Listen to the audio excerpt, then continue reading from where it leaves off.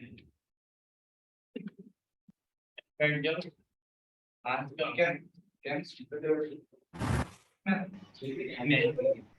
Evening sir. Good evening sir. Evening sir. हाँ भाई, कैसे हो? ठीक है सर। Good evening. नई शुरुआत जो नई शुरुआत? कैसी नई शुरुआत? सर कुछ नया पढ़ाई। कुछ नया पढ़ाए? अच्छा। और बाकी पब्लिक, अरे कोई एक आधे वीडियो। आरिफ कैसे हो भाई? बढ़िया सर। शाबाश। और कोई वीडियो? अरे बहुत बढ़िया। पीयूष तुम कैसे लग रहे हो भाई? शाबाश। जैनीश ठीक हो? Yes sir. शाबाश। अभिनव मस्त है मामला? हाँ सर। ठीक। गुंजन फिट? Yes sir. तो लास्ट क्लास में हम लोगों ने वो हम शायद वो उसकी बात कर रहे थे, हाइब्रिडाइजेशन की। नहीं सर। नहीं नहीं, कौन सा बैच है ये? ये तो 12th। आयनिक अच्छा, इक्विलिब्रियम तो हम ionic equilibrium sir. Ionic equilibrium mix करके पढ़ रहे थे ना। इलेक्ट्रो के अंदर कुछ आयनिक वायनिक की बातें आ रही थी। एक्चुअली इलेक्ट्रोकेमिस्ट्री थी जिसमें सेल पोटेंशियल कैलकुलेट करते वक्त थोड़ा सा आयनिक का यूज आ रहा था। और देखो मैंने इसलिए उस बारे में बात किया, और आगे भी होता रहेगा मामला, समझ लो। आगे भी जब कभी सवाल आएंगे टेस्ट में तो थोड़ा थोड़ा डाल देंगे इस तरह के सवाल, क्योंकि जो ट्रेंड लग रहा है एडवांस का, मैं एडवांस की बात कर रहा हूं, तो जो एडवांस का ट्रेंड लग रहा है वो ट्रेंड ये कहता है कि एक टॉपिक का एक सवाल नहीं पूछूंगा, 2 टॉपिक या 3 टॉपिक मिलाकर सवाल पूछूंगा, जो ट्रेंड लग रहा है। तो इसका मतलब ये हुआ कि इलेक्ट्रो का सवाल सिर्फ इलेक्ट्रो के ऊपर बेस्ड हो, ये जरूरी नहीं लगता। हो सकता है उसको किसी दूसरे के साथ मर्ज करे, और वो सबसे ज्यादा चांसेस है आयनिक के साथ, जो तुमने देख ही लिया। बिल्कुल इसी तरह से जैसे अब स्टोशियोमेट्री था, स्टोशियोमेट्री को भी हर जगह ठूसा जा सकता है, हर जगह ठूसा जा सकता है। किसी भी चैप्टर को, सॉलिड स्टेट को भी हर जगह ठूसा जा सकता है। आप सोचिए सॉलिड स्टेट का सवाल बनाते हैं, तो जरा समझिएगा। सॉलिड स्टेट का कोई सवाल होगा जिसमें आपने डेंसिटी फेंसिटी दे रखी है, तुम्हें पता है डेंसिटी निकालने के लिए मास बाय वॉल्यूम करना पड़ता है। मास बाय वॉल्यूम करने के लिए तुम्हें उस सब्सटेंस का मॉलिक्यूलर वेट पता होना चाहिए। तो मान लो मैं डेंसिटी दे देता हूं और मॉलिक्यूलर वेट तुमसे निकलवा लेता हूं, और उस मॉलिक्यूलर वेट को यूज करके एक सोल्यूशन तैयार करता हूं, जो कि इस इलेक्ट्रोड के अंदर डाल देता हूं, जिसमें मोलर मास की जरूरत पड़ती। समझो बात को, कंसंट्रेशन तो चाहिए ही ना आपको, और कंसंट्रेशन अगर आपको इलेक्ट्रोड की चाहिए तो उसके लिए मोलर मास की जरूरत तो पड़ेगी ना। तो वो सॉलिड से मोलर मास निकलवाएगा, और यहां मोलर मास को पुट करवा के एनोड या कैथोडिक कंपार्टमेंट की कंसंट्रेशन निकलवाएगा, और उसको नस्ट इक्वेशन में पुट करके आपसे ही निकलवाएगा। यही ट्रेंड चल रहा है, जो हमने अब इस तरह से 1-2 सालों में एडवांस का ट्रेंड देखा है। तो तुम्हारे टाइम पर भी बिल्कुल यही ट्रेंड रहेगा, ये समझ लो। वो कैसे ना कैसे मर्ज करने की कोशिश करेगा। तो और उसका फायदा क्या है? फायदा ये कि जिस बच्चे का कोई एक टॉपिक भी कमजोर हुआ, वो पूरा सवाल छोड़ के आ जाएगा। सवाल आसान है, सवाल आसान है, लेकिन वो ये देखना चाह रहा है कि ऐसा तो नहीं एक बच्चे ने ये वाला टॉपिक कम किया, ज्यादा किया, तो उसका सवाल छूट जाएगा। वो यही चाहता है कि आप सवाल छोड़ के आए। बात समझ लो ना। तो थोड़ा सा इस चीज का ध्यान देंगे। तो जैसे हमने थोड़ा सा इसको यूज किया आयनिक इक्विलिब्रियम के साथ, वैसे ही जरा एक आध चीजों के बारे में अगर और बात करते हैं, तो अब जैसे कल का जो डिस्कशन था उसमें हमने ये देखा कि आप सर अलग अलग इलेक्ट्रोड्स बन सकते हैं, और अलग अलग इलेक्ट्रोड से आप जो है ई सेल कैलकुलेट कर सकते हैं with the help of Nernst equation and the E not cell. And E not cell will be zero if the cell is concentration cell, and the concentration cells are those cells in which electrodes are similar. अगर electrode similar है तो in that case that cell will be electro concentration cell, जिसका E not क्या निकल के आएगा? 0। फिर Nernst equation लगाकर हम सेल का ईएमएफ निकालते रहेंगे। नस्ट इक्वेशन के लिए आपको जो भी लॉग के अंदर चीजें चाहिए, अगर वो आपने दे रखी हैं तो मैं पुट करके अपना आंसर निकालता रहूंगा। ये नस्ट इक्वेशन का एप्लीकेशन है, आसान एकदम। ठीक, अब हम सेकंड पार्ट पे आ रहे हैं जल्दी से एकदम। जो सेकंड पार्ट है इसका वो है कुछ एक आध अलग टाइप के इलेक्ट्रोड्स का डिस्कस कर लेते हैं। जैसे हमारे सिलेबस में 4 तरह के इलेक्ट्रोड्स हैं, जिनमें 3 तरह के इलेक्ट्रोड्स के बारे में हम पहले ही बात कर चुके हैं, कुछ उसमें डिस्कशन नहीं करनी चाहिए। जैसे अगर मैं नाम लूं तो सिर्फ नाम ही ले लेता हूं, तो मैं अपने आप समझ में आ जाएगा कि वो जो 4 तरह के इलेक्ट्रोड्स की आप बात कर रहे हैं, टाइप्स ऑफ, अगर आप इलेक्ट्रोड्स की बात कर रहे हैं, तो इन टाइप्स ऑफ इलेक्ट्रोड्स में जो पहला टाइप है, अपने आप बताना भाई, मेटल आयन इलेक्ट्रोड। कुछ करना है इसके बारे में। हम सेल की बात नहीं कर रहे हैं, जरा समझना। हम हाफ सेल की बात कर रहे हैं, आधे सेल की बात कर रहे हैं, दैट इज इलेक्ट्रोड। हम सेल की बात नहीं कर रहे हैं, हम एक बर्तन की बात कर रहे हैं। क्या एक बर्तन, हम पढ़ चुके हैं इस तरह का कोई भी एक सिस्टम इलेक्ट्रोड की तरह बिहेव कर सकता है?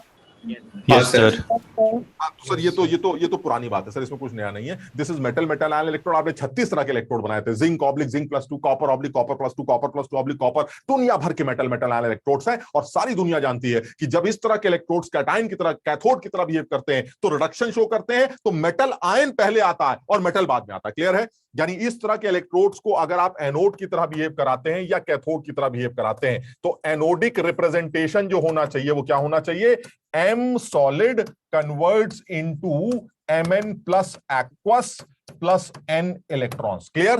This is anodic representation of metal metal ion electrode. और अगर आप कैथोडिक रिप्रेजेंटेशन की बात करते हैं तो cathodic representation will be Mn plus aqueous plus N electrons gives M solid. यानी ये इसका कैथोडिक रिप्रेजेंटेशन होगा क्योंकि यहां पर रिडक्शन हो रहा है और ऊपर आपका ऑक्सीडेशन हो रहा है, तो वो आपका एनोडिक रिप्रेजेंटेशन माना जाएगा। क्लियर है यहां तक? यानी अगर आप इसको सेल में रिप्रेजेंट करना चाहें तो इसको सेल में भी रिप्रेजेंट कर सकते हैं। अगर आप एनोडिक रिप्रेजेंटेशन की बात करते हैं तो मुझे लगता है इस तरह से लिखा जाएगा, जो सॉल्ट ब्रिज के इधर आएगा। और लिखा कैसे जाएगा? M solid oblique Mn plus aqueous, और यहां पर आप उसकी कॉन्सेंट्रेशन यूज कर सकते हैं। और अगर आप कैथोड की तरह लिखना चाह रहे हैं तो सॉल्ट ब्रिज के उस तरफ लिखेंगे, और तब कैसे लिखेंगे? Mn प्लस एक्वस कंसंट्रेशन के साथ ऑब्लिक M solid।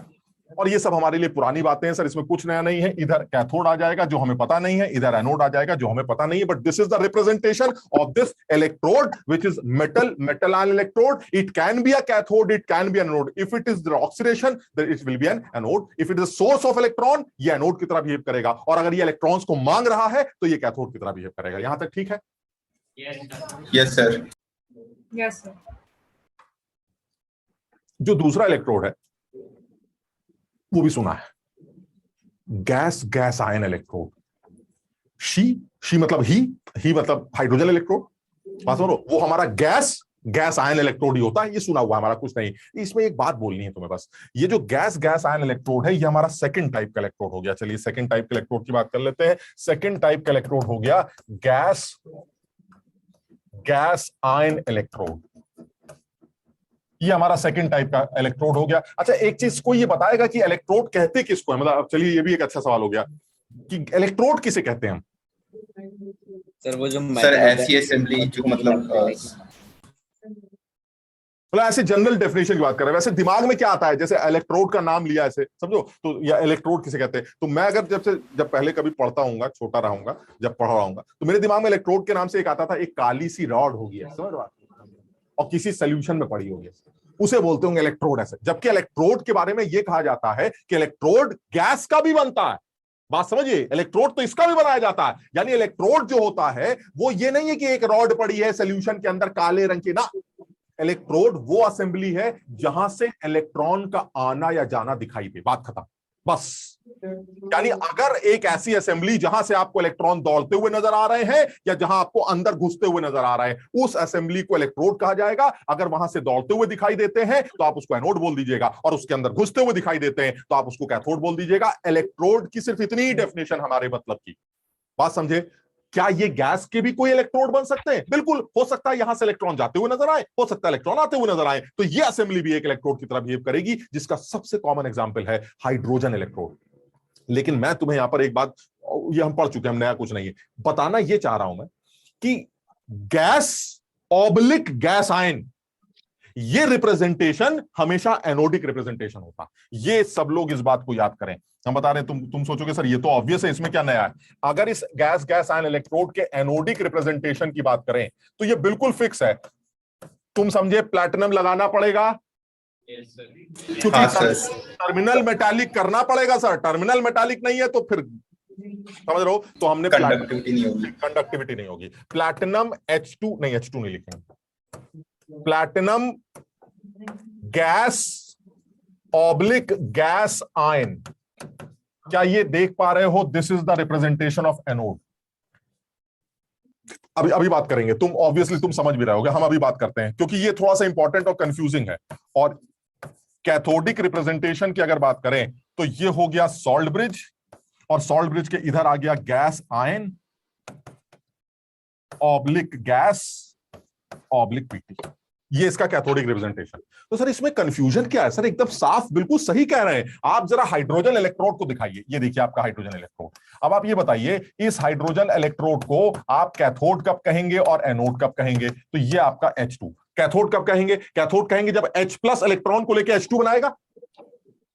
और एनोड कब कहेंगे? जब H2 इलेक्ट्रॉन लूज करके H+ बनाएगी। तो ठीक तो है सर, अगर H+ इलेक्ट्रॉन को गेन कर रहा है तो वो कैथोड होगा। ये देख लीजिए आप, cathode gas ion oblique gas, यानी इधर आया H+, इधर आया H2। ये रिडक्शन है कि ऑक्सीडेशन?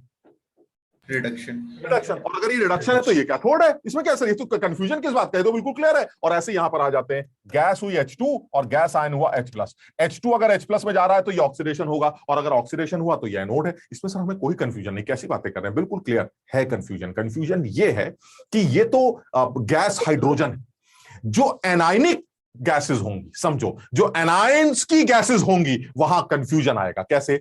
अब तुम सोचो, अगर मैं तुम्हें ये लिख के दे दूं Cl2/Cl-, आप बताइए आपके हिसाब से ये एनोडिक रिप्रेजेंटेशन हुआ है कैथोडिक? एनोडिक। कैथोडिक। भाई मेरे हिसाब से तो ये कैथोडिक है, क्योंकि Cl2Cl- में जा रहा है, और Cl2Cl- में जाने का मतलब रिडक्शन। बात समझ रहे हो? तो इसका मतलब युवा सर Cl2Cl- में जा रहा है, ये रिडक्शन हो रहा है, और रिडक्शन तो कैथोड पे होता है सर। Cl2/Cl- इज कैथोड, बात खत्म ना। This is again anodic representation and this is the confusion. और वो इसलिए मैंने ऊपर लिख के दिखा दिया, गैस पहले, गैस आयन बाद में, फिर चाहे जो हो एनोड। गैस आयन पहले और गैस बाद में, फिर चाहे जो दिखता हो वो कैथोड। बताओ, समझे?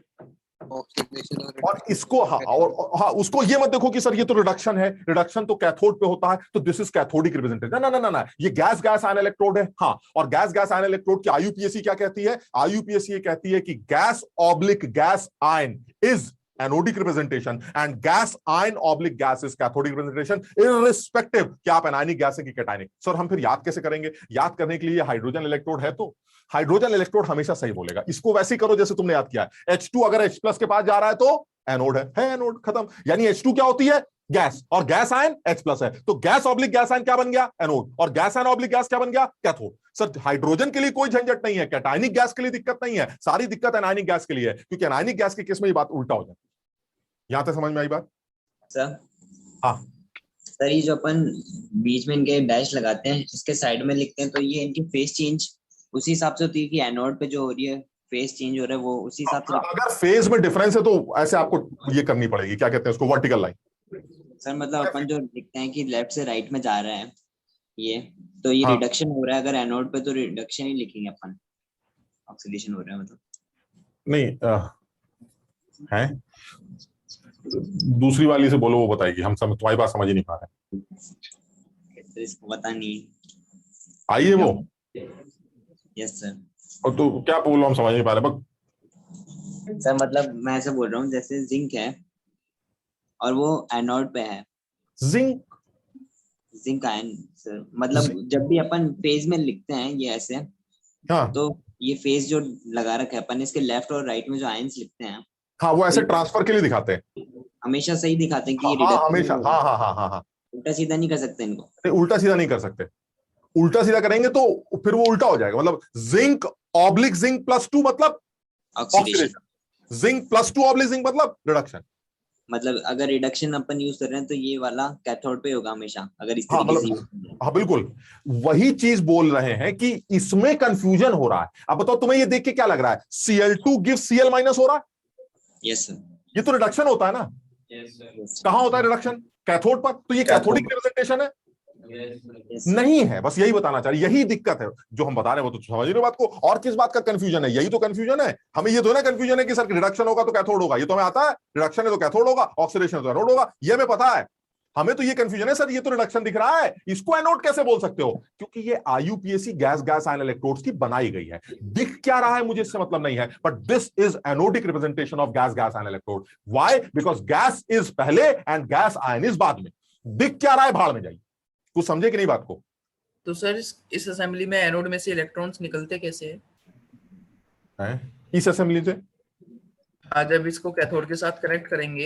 एक सेकंड, तुम पहले ये बताओ, जो हम समझा ही नहीं पा रहे हैं। हम ये कह रहे हैं जो तुम मुझसे सवाल पूछ रहे हो जो तुम मुझसे पूछ रहे हो वही तुम्हें उसी डाउट के लिए तुम्हें बता रहा हूं कि सर ये तो आप समझ रहे हो बात को, उस डाउट का ही तुम्हें ये सोल्यूशन दे रहा हूं। आईयूपीएसी ने बोला है कि तुम लोग उल्टा समझ रहे हो, नहीं तुम लोग सही समझ रहे हो, लेकिन आईयूपीएसी ने बोला है कि गैस आयन इलेक्ट्रोड को एनोडिक रिप्रेजेंटेशन हमेशा गैस आयन के फॉर्म में दिया जाता। आप लिखेंगे ऐसे ही, लेकिन अगर आप ये कह रहे हैं कि एनोडिक रिप्रेजेंटेशन है तो रिएक्शन ऑक्सीडेशन की दिखाएंगे। एक सेकंड रुको, मैं बताता हूं। मान लीजिए मैं आपसे कहूं मुझे इस सेल की रिएक्शन लिख के दिखाइए, अभी देखो तुम्हें समझ में आ जाएगा। एक सवाल, अच्छा सवाल ही बना लेते हैं, उसमें ज्यादातर बच्चे कहेंगे सवाल ही गलत है। ये देखिए आप, PT oblique Cl2 oblique Cl minus, ठीक, और ये आया salt bridge H+ oblique H2 oblique PT। वो कह रहा भाई साहब जरा इस सेल की इक्वेशन लिख के दिखाइए। पब्लिक कहेगी सवाल ही गलत हो गया। सर सवाल कैसे गलत हो गया? सर ये बताइए, कैथोड पे तो रिडक्शन होता है, हाँ तो हो तो रहा है, हो रहा है कि नहीं? Yes, sir.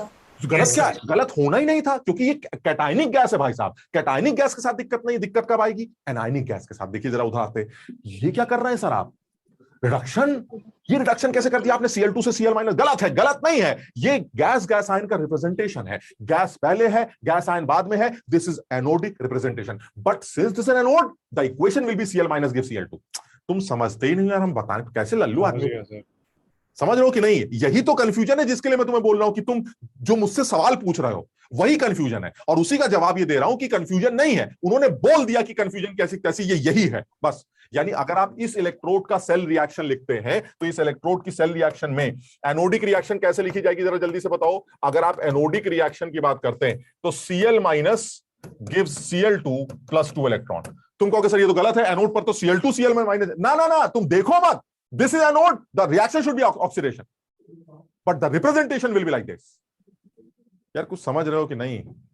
Yes, sir, समझ रहे हो। और इसी तरह से कैथोड की अगर आप बात करते हैं तो कैथोड में भी यही है। कैथोडिक रिप्रेजेंटेशन की अगर वो तो ठीक है, वो तो कैटायनिक गैस, उसमें कोई झंझट ही नहीं है। 2H+ plus 2 electrons gives H2।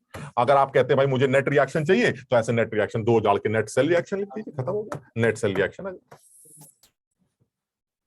समझ पाए सब लोग? Yes, sir. तो इसमें कुछ नया नहीं है, मतलब तुम ऐसा मत सोचो कि ये हमें आती है सर, रिएक्शन लिखनी आती है, जोड़ तोड़ करके नेट रिएक्शन लिख लेंगे। नेट रिएक्शन लिखने के बाद आप नस्ट इक्वेशन मरवा दीजिएगा, इसमें जो सड़ा ना सड़ा दीजिएगा, हम कर लेंगे सर, इसको छोड़िए। अब आते हैं तीसरे टाइप के इलेक्ट्रोड, वो भी हाँ। अगर एनोडिक रिप्रेजेंटेशन ना हो और ऑक्सीडेशन हुआ हो तो हम उसको क्या कंसीडर करेंगे? यार एक बार फिर से बोलो, थोड़ा सा तेज बोल दो, तुम्हारी आवाज साफ आ रही है लेकिन धीरे आ रही। सर अगर एनोडिक रिप्रेजेंटेशन ना हो और ऑक्सीडेशन हो रहा हो तो उसको कौन सी रिप्रेजेंटेशन कंसीडर करेंगे? अगर ऑक्सीडेशन हो रहा है हाँ सर, तो एनोड मानेंगे बस। और सर गैस हमारी जो एनोडिक रिप्रेजेंटेशन है वो उसको ना हो रही हो तो वो मानेंगे उसको। मतलब अगर ऑक्सीडेशन है तो वो एनोड ही है, क्योंकि एनोड पर ऑक्सीडेशन होगा, इसको कोई नहीं झुठला सकता। रिप्रेजेंटेशन जब आप उसको दिखाएं, अगर वो एनायनिक गैस है तो उसका रिप्रेजेंटेशन ऐसे दिखता है जैसे रिडक्शन हो रहा है, लेकिन वो है एनोड ही, ये इसका मतलब, ठीक है ना? तो सिर्फ लिखने में आईयूपीएसी ने बकवास की है बस, तो इसलिए कंफ्यूजन नहीं होना चाहिए। सर एनोड है तो ऑक्सीडेशन होगा, कैथोड है तो रिडक्शन होगा। आपको देखने से नहीं लग रहा है वो अलग बात है, लेकिन है सर, एनोड है ना, आपने बताया एनोड है तो ऑक्सीडेशन लिख दीजिए बस। अब तुम बताओ इन दोनों में कोई डाउट है कि एनोड है? No sir. तो अगर ये एनोड है तो फिर आपको ऑक्सीडेशन लिखना है बस, तो आपने ऑक्सीडेशन लिख दिया। अब उसने क्या लिखा है उसको छोड़िए, मैंने तो सिर्फ तुम्हें याद करने के लिए बोल दिया कि गैस के बाद अगर गैस आयन आएगा तो एनोड होगा, और गैस आयन के बाद गैस आएगी तो कैथोड होगा। चाहे वो कैटायनिक गैस हो, चाहे वो एनायनिक गैस हो, तुम्हें देखने में जो लगे करना यही है, एंड दिस इज आईयूपीएसी, ठीक है ना? अब आते हैं तीसरे टाइप के इलेक्ट्रोड में, बिल्कुल पुराना इलेक्ट्रोड है, कुछ नया नहीं, कोई डिस्कशन नहीं कर रहे हैं, एंड दैट इज क्या नाम था उसका? हाँ, रिडॉक्स इलेक्ट्रोड। पुराना इलेक्ट्रोड, रिडॉक्स इलेक्ट्रोड का मतलब क्या हुआ? एक ऐसी असेंबली जिसके अंदर आप ऑक्सीडेशन और रिडक्शन दो एक ही मेटल के दो अलग अलग ऑक्सीडेशन स्टेट्स के बीच में हो सकता है। यानी जैसे कंटेनर के अंदर क्रोमियम +3 भी पड़ा है और क्रोमियम +6 भी पड़ा है, तो +3+6 में भी जा सकता है, +6+3 में भी जा सकता है। तो that is a redox electrode. वो एक रिडॉक्स इलेक्ट्रोड होगा जिसमें एक ही मेटल की अलग अलग ऑक्सीडेशन स्टेट्स एग्जिस्ट कर रही होंगी, जिसमें इलेक्ट्रॉन्स का ट्रांसफर दोनों तरफ हो सकता है, and that is redox electrode. बात समझे? यानी रिडॉक्स इलेक्ट्रोड में भी कुछ नया नहीं है। हम इसका इक्वेशन भी लिख सकते हैं, इस असेंबली से हम इलेक्ट्रोड पोटेंशियल भी निकाल सकते हैं, सेल का पोटेंशियल भी निकाल सकते हैं। सिर्फ इतना कि रिडॉक्स इलेक्ट्रोड का नाम क्यों रखा गया, क्या नाम है, वो यही है कि एक ऐसी असेंबली जिसके अंदर एक ही मेटल की एक से ज्यादा ऑक्सीडेशन स्टेट्स एग्जिस्ट करती हो, जो कि रिड्यूस या ऑक्सीडाइज साइमल्टेनियसली हो सकती हो, उस इलेक्ट्रोड को क्या बोल देंगे? Redox electrode. यहां तक समझ में आया? Yes sir. तो जो ये टॉपिक हम इतनी देर से बकवास कर रहे हैं वो इस पॉइंट के लिए करने जा रहे हैं, क्योंकि ये तुम्हारे लिए एकदम नया है, और ये है चौथे टाइप का इलेक्ट्रोड, जो जेई का सबसे फेवरेट इलेक्ट्रोड माना जाता है, क्योंकि ये सबसे कम समझ में आता है बच्चों को, and that is metal insoluble salt anion electrode. तो हम चौथे इस इलेक्ट्रोड के बारे में डिस्कशन करना चाहते थे, जिसके लिए इतनी लंबी कहानी छोड़ी गई है, and that is metal insoluble salt anion electrode. ये एक इलेक्ट्रोड के बारे में बात कर रहे हैं। सर ये कैसा इलेक्ट्रोड है? अब थोड़ा सा समझना जरा।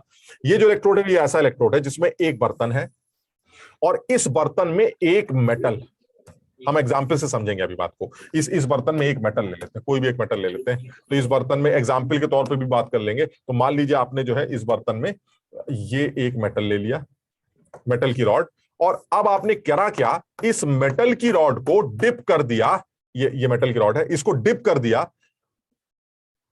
इस मेटल की रॉड के ऊपर एक इनसॉल्युबल सॉल्ट या स्पैरिंगली सॉल्युबल सॉल्ट, इस मेटल का, उसका लेप लगा दिया, पोत दिया उसको।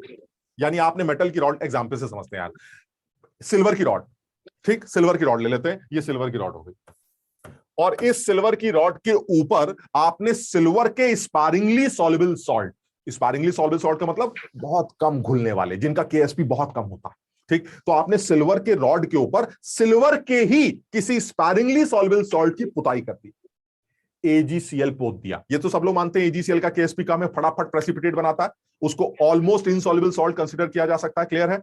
इसका मतलब ये हुआ कि आपने सिल्वर की रॉड ले ली, सिल्वर की रॉड पर आपने मान लीजिए AgCl, AgBr, AgI वगैरह की पुताई कर दी। तो हमने ये लीजिए सिल्वर के ऊपर AgBr की पुताई कर दी। AgBr पीले रंग का होता है इसलिए पीला, AgCl सफेद होता तो दिखाई नहीं देगा, तो ऐसे पीला ले लेते हैं। ये हमने AgBr की पुताई कर दी, स्पैरिंगली सॉल्युबल सॉल्ट ऐसे पुताई कर दी।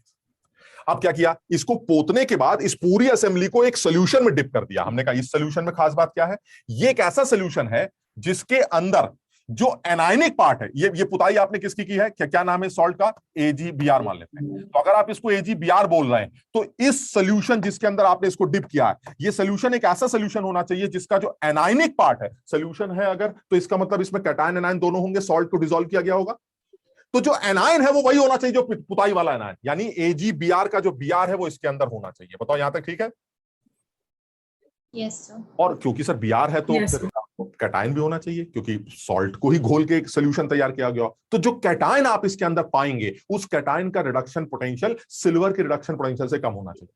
यानी जो आप इसके अंदर कैटायन भरेंगे वो K+ हो सकता है, वो Na+ हो सकता है। ये वो लोग होंगे जिनके रिडक्शन पोटेंशियल्स काफी कम होते हैं, क्योंकि ये रिड्यूस होने से मना कर देंगे। यानी अगर रिडक्शन का नौबत आया तो सिल्वर प्लस रिड्यूस करेगा Ag+, ना कि K और Na। बताओ समझे?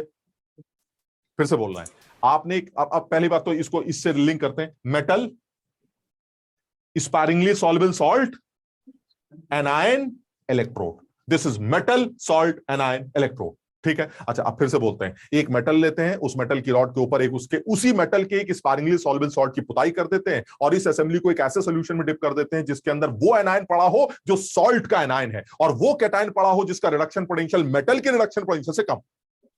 ये तैयार हुआ आपका एक हाफ सेल, जिसको आप इलेक्ट्रोड कहेंगे। अभी दिमाग मत लगाना, पहले जितना है वो समझ लो, बस पहले उसको याद कर लेते हैं कि मेटल सॉल्ट एनायन इलेक्ट्रोड को इस तरह से रिप्रेजेंट किया जाता है, ठीक।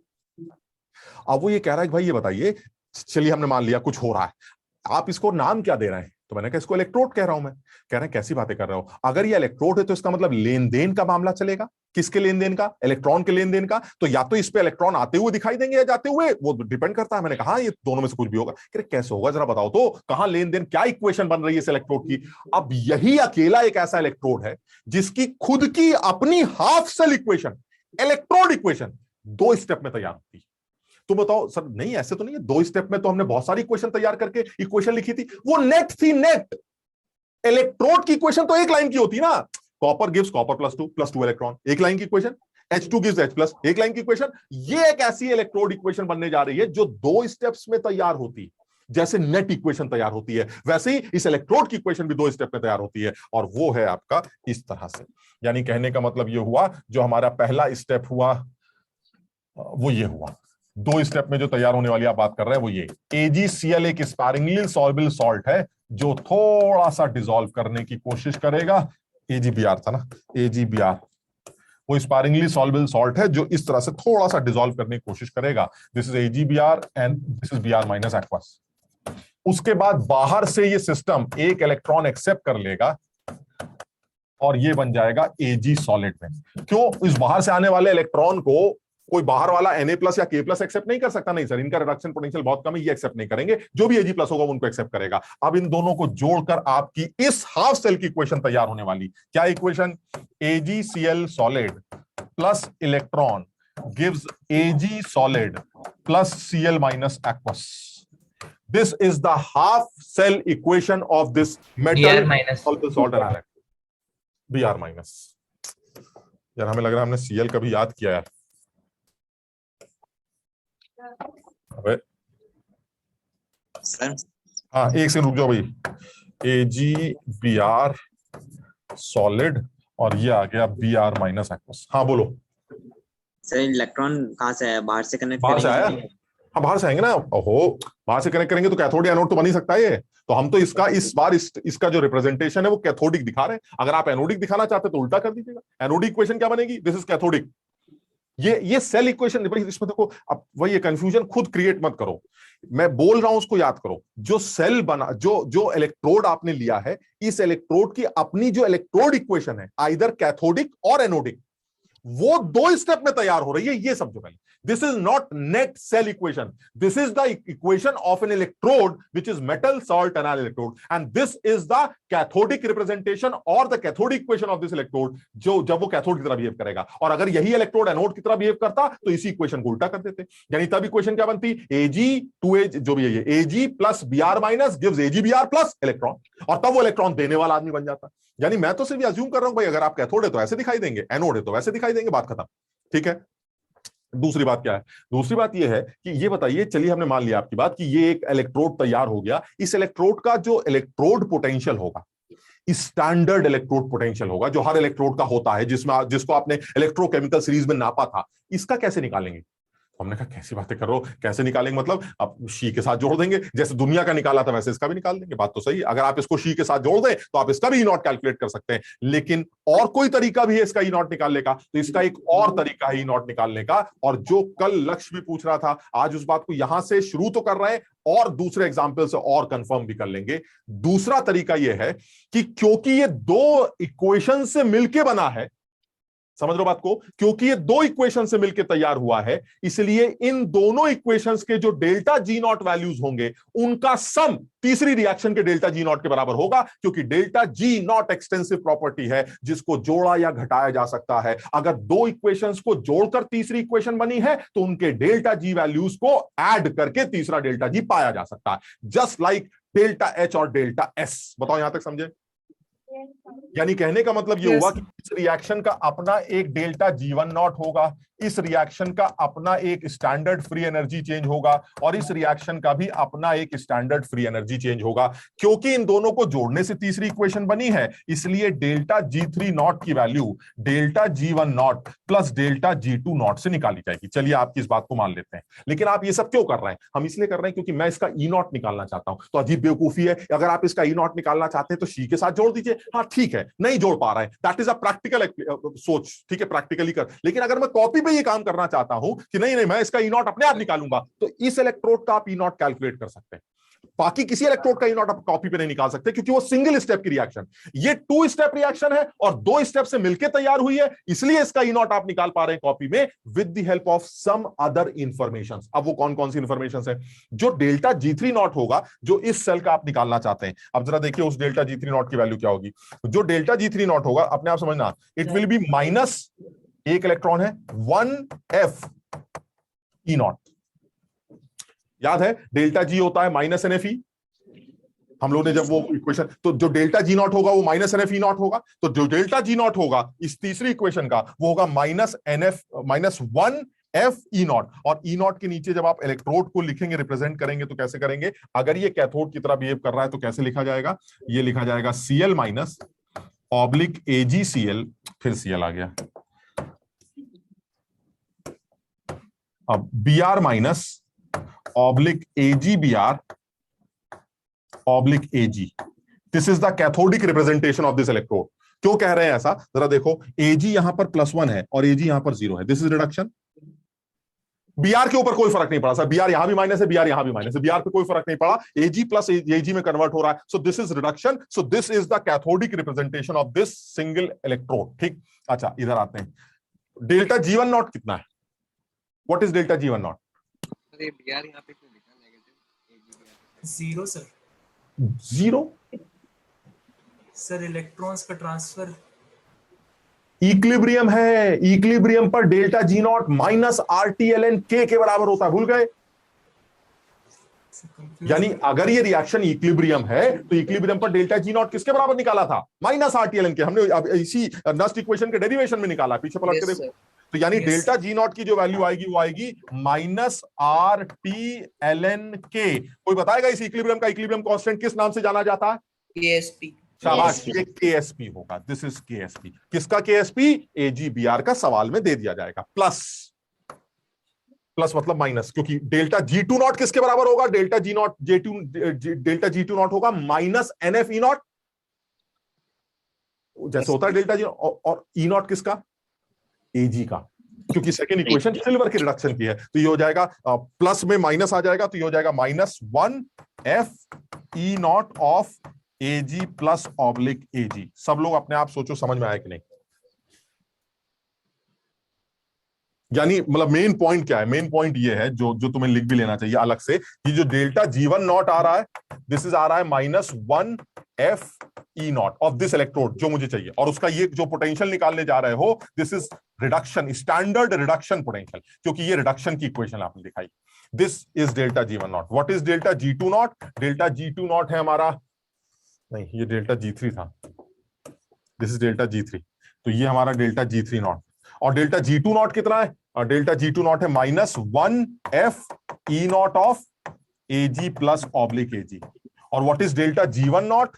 डेल्टा G1 नॉट क्योंकि इक्विलिब्रियम है तो ये हो जाएगा -RT/ln KSP। ये तीनों बातें हम यूज कर रहे हैं, और क्योंकि डेल्टा G वैल्यूज को ऐड या सब्ट्रैक्ट किया जा सकता है, क्योंकि ये थर्मोडायनेमिक एंटिटीज है, इसलिए अगर तीसरी इक्वेशन फर्स्ट टू इक्वेशंस का सम है तो तीसरी इक्वेशन का जो डेल्टा G नॉट होगा वो फर्स्ट टू इक्वेशंस के डेल्टा G नॉट के सम के बराबर होगा। First delta G1 not is RT/ln K, ये वाला, इसको जोड़ा इसके डेल्टा G नॉट के साथ और उसको इक्वेट कर दिया इसके डेल्टा G नॉट के साथ। अब तुम बताओ, अगर मैं पूरी इक्वेशन को -F से डिवाइड कर दूं तो E नॉट आ जाएगा? Yes sir. पूरी इक्वेशन को -F से डिवाइड कर, तो जब पूरी इक्वेशन को -F से डिवाइड करेंगे तो क्या बनेगा? ये आ जाएगा मतलब ये तो E नॉट ही रहेगा, E not of Br minus oblique AgBr oblique Ag is equal to, -F से डिवाइड करोगे तो क्या आ जाएगा? RT/F ln KSP, और उधर क्या आ जाएगा? प्लस, समझना अपने आप, E not of Ag plus oblique Ag। This is the standard reduction potential of this electrode. ये इस इलेक्ट्रोड का स्टैंडर्ड रिडक्शन पोटेंशियल है, जो आप निकाल सकते हैं with the help of KSP of the salt and standard reduction potential of the metal involved. So the standard reduction potential of this metal salt enamel electrode is standard reduction potential of this metal plus RT/ln KSP। कुछ समझे? इस पर सवाल JEE में पहले भी पूछ चुका है, हमारे लिए आगे भी कभी देखने को मिल सकता है। काम की बात इतनी है कि आप मुझे KSP पकड़ा दीजिएगा, मेटल का E नॉट बता दीजिएगा, मैं वैल्यू पुट करके आपको इस सेल का इलेक्ट्रोड, इस हाफ सेल का, इस इलेक्ट्रोड का E नॉट बता दूंगा। बात यानी ये इसलिए अच्छा सेल है, इसलिए अच्छा इलेक्ट्रोड है, क्योंकि इसके E नॉट पर भी सवाल बनता है। लास्ट में इसके E नॉट पे भी सवाल, कितना अच्छा सवाल है। ये बताइए, जो पुताई आप कर रहे हैं उस पुताई में कौन सा आदमी पोता जाए ताकि E नॉट बड़ा है, क्योंकि इस बार E नॉट पुताई के ऊपर भी डिपेंड कर रहा है। देख रहे हो, ये E नॉट सिर्फ फिक्स वैल्यू नहीं है, ये इस इलेक्ट्रोड का जो ई नॉट है वो इस पुताई पर भी डिपेंड कर रहा है कि आप AgCl पोत रहे हैं कि AgBr पोत रहे हैं, क्योंकि इनके केएसपी बदल जाएंगे, और अगर इनके केएसपी बदल गए तो सर इस इलेक्ट्रोड का ई नॉट बदल जाएगा। यानी आपसे यही सवाल पूछ लेगा, ये बताइए मेटल को फिक्स कर देते हैं, मेटल को फिक्स करने के बाद कौन सा सॉल्ट पोते ताकि इस इलेक्ट्रोड का ई नॉट मैक्सिमम निकल के आए, तो हम पूछेंगे भैया जो जो पुताई चल रही है उनकी केएसपी वैल्यू बता दो, जिसका केएसपी ज्यादा होगा उसकी पुताई करने से ई नॉट ज्यादा निकल के आएगा, और जिसका केएसपी कम होगा उसकी पुताई करने से इस इलेक्ट्रोड का ई नॉट कम निकल के आएगा। कुछ समझे बात? Yes sir. ये एक सवाल बनाया जा सकता है, सिंपल सा सवाल, या फिर सवाल न्यूमेरिकल बनाया जा सकता है, केएसपी इतना है, हम इतने, तुम इतने, ऐसे करके सवाल बन गया, ऐसे कुछ भी करके पूछ लिया उसने। लेकिन ये बातें सर ई नॉट की चल रही हैं, क्योंकि हम सेल की तो बात ही नहीं कर रहे हैं, हम तो सर एक डब्बे की बात कर रहे हैं। एक डब्बा ऐसा भी हो सकता है और इस डब्बे का स्टैंडर्ड इलेक्ट्रोड पोटेंशियल होगा जो कि शी की मदद से भी निकाला जा सकता है, और केएसपी और उस मेटल के स्टैंडर्ड रिएक्शन पोटेंशियल की मदद से भी निकाला जा सकता है। ठीक है हाँ सर, जैसे minus sir RT by F को हम लोग लिखे थे ना सर, माइनस वो लिख सकते हैं, वो 0.0 वाली बात कर रहे हो ना, 0.05 वाली, सर। हाँ लिख सकते हो। वो तो जब सॉल्व करोगे तो करना ही पड़ेगा। ये अगर टेम्परेचर ना भी दिया जाए तो हम मान लेते हैं रूम टेम्परेचर की बात कर रहे हैं, तो RT बाय F ln की जो वैल्यू होगी वो 0.0591 लॉग बन जाएगी। ठीक है सर, समझ लो ना, तो यानी 298 केल्विन पर RT बाई F ln वो होता है 0.0591 लॉग, ये रिलेशन एट 298 केल्विन। ठीक है हाँ, तो जब तुम सॉल्व करोगे तो तुम्हें वो करना पड़ेगा, अपने आप वो करना पड़ेगा। समझ गए यहां तक? सर अगर ये एनोड की तरह बिहेव करता होता उल्टा हो जाएगा, वही होता। नहीं एनोड की तरह बिहेव करता है तो क्या निकालना, क्या है हमें? इनोड ही निकालना है। इनॉट तो यही आएगा। इनॉट से क्या मतलब होता है? किस ये बताओ कि तुम्हें ऑक्सीडेशन पोटेंशियल निकालना है, स्टैंडर्ड या रिडक्शन? अगर स्टैंडर्ड ऑक्सीडेशन पोटेंशियल निकालना है तो जो आंसर आएगा उसका उल्टा लिख देना, माइनस। ये कैसी बात है, समझ लो ना। Yes sir. अगर किसी आदमी का स्टैंडर्ड रिएक्शन पोटेंशियल 5 है तो स्टैंडर्ड ऑक्सीडेशन पोटेंशियल क्या होगा? -5। तो हमने तो सिर्फ आपको स्टैंडर्ड रिएक्शन पोटेंशियल निकालने का दिखा दिया, अब आपको जैसा जिस तरह से बिहेव करेगा वैसे करिए। जहां तक समझ में आया कि नहीं? सर आपने एक स्टार्टिंग में बात बोली थी कि K+ या Na+ जैसे मेटल्स हमें डालने पड़ेंगे, तो सर हमने एक थ्योरी पढ़ी थी ना कि मेटल डिस्प्लेस करता है। हाँ। तो वो तो वहां पे AgBr को डिस्प्लेस नहीं कर देगा? नहीं, AgBr को तो डिस्प्लेस करने के लिए AgBr को भी सोल्यूशन फेज में आना पड़ेगा, तो पत्थर बन के अलग पड़ा है ना। तो आप सुनो, AgBr को डिस्प्लेस करेंगे AgBr के सोल्यूशन से। AgBr के पत्थर में से Ag को थोड़ा ना डिस्प्लेस कर सकते हैं, आप कभी नहीं कर सकते। Ag तो अलग ही नहीं होगा। सॉल्ट सोल्यूशन में से रिप्लेस करने की बात हुई है, ऐसे नहीं रिप्लेस कर सकते आप कभी। आप सुनो, एक पत्थर खड़ा है और आप एक आदमी को लेके आएंगे, चलो इसको रिप्लेस कर दें। पत्थर क्या, तुम हो कौन, हमें तुमसे मतलब ही नहीं, हमारा तो मस्त पत्थर तैयार है एकदम। वो तो जब आप इसको सॉल्ट सोल्यूशन में लेके आएंगे तब AgBr के साथ इंटरेक्ट करेगा या सोडियम के साथ इंटरेक्ट करेगा, वो डिपेंड करता है केएसपी वैल्यू को। Okay sir. और सर दूसरी चीज, एक मुझे डेल्टा G से रिलेटेड डाउट है। हाँ। सर इक्विलिब्रियम में हमने इसको RT ln मतलब K से हमने इसको डिफाइन कर दिया, और हम इसको इलेक्ट्रॉन ट्रांसफर से भी डिफाइन करते हैं। बिल्कुल। तो सर ये दोनों मतलब कंफ्यूज हो गया, मतलब कंफ्यूज नहीं, मैं बस एक किसी भी इक्वेशन का फ्री एनर्जी चेंज होता है। Yes sir. वो इक्वेशन का फ्री एनर्जी चेंज आप अगर वो इक्विलिब्रियम की सिचुएशन है तो आप उस रिएक्शन के फ्री एनर्जी चेंज को -RT ln K से डिफाइन कर देते हैं। लेकिन अगर वो इक्विलिब्रियम सिचुएशन नहीं है, यानी वो एक इक्वेशन ही नहीं, आप समझिए, ये जो मैंने लिखा है ये कोई इक्वेशन थोड़ी ना है। ये तो आपने सिर्फ ये दिखाया कि इलेक्ट्रॉन एक्सेप्ट करके एक आदमी रिड्यूस हो रहा। तो ये जो रिडक्शन या ऑक्सीडेशन आप दिखाते हैं, इसका जो फ्री एनर्जी चेंज है, वो फ्री एनर्जी चेंज इसके E0 वैल्यूज के ऊपर डिपेंड करता है। यानी ऐसे मान लीजिए जैसे एक हाफ सेल है जिसका E0 वैल्यू E0 है, जरा समझना, इस इलेक्ट्रोड का जो E0 होगा वो E0 होगा, ये होगा, ये इतना होगा। Yes sir. यानी इसका इस सेल का EMF इतना है, और इस सेल में से 1 मोल इलेक्ट्रॉन पास हो रहा है। Yes sir. तो कितना वर्क डन होगा फिर? -NF E0, वही जैसे होता है। तो that is -1F E0 and this is the free energy change और वर्क डन। कुछ समझ रहे हो कि नहीं?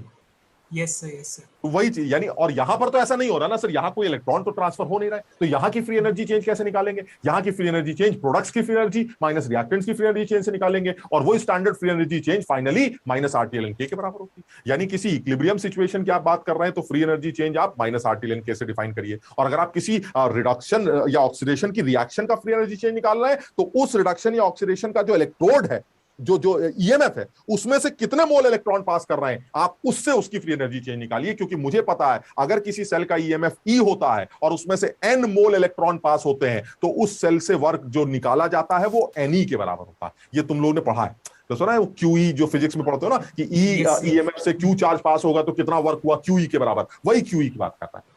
समझ गया ना? Yes sir. ठीक, तो अच्छा अब दूसरी बात कर रहे हैं, ये हमारा E0 निकल आया। अच्छा अब दूसरी काम करते हैं। दूसरा काम ये है कि जो ज्यादा इंटरेस्टिंग है कि क्या ये असेंबली, सर आवाज आ रही है? बहुत तेज आवाज आ रही है, बताओ। सर स्पेरिंगली सॉल्युबल सॉल्ट का कैसा और एक सर कौन सा यूज होगा सर? स्पारिंगली सॉल्युबल सॉल्ट्स का मतलब है जो बहुत कम घुलते हैं पानी के अंदर, बहुत कम। मतलब आपसे कोई पूछे नमक क्या स्पारिंगली सॉल्युबल है तो बिल्कुल मना कर देना, नमक तो 1 किलो पानी में 2 किलो घुल जाए।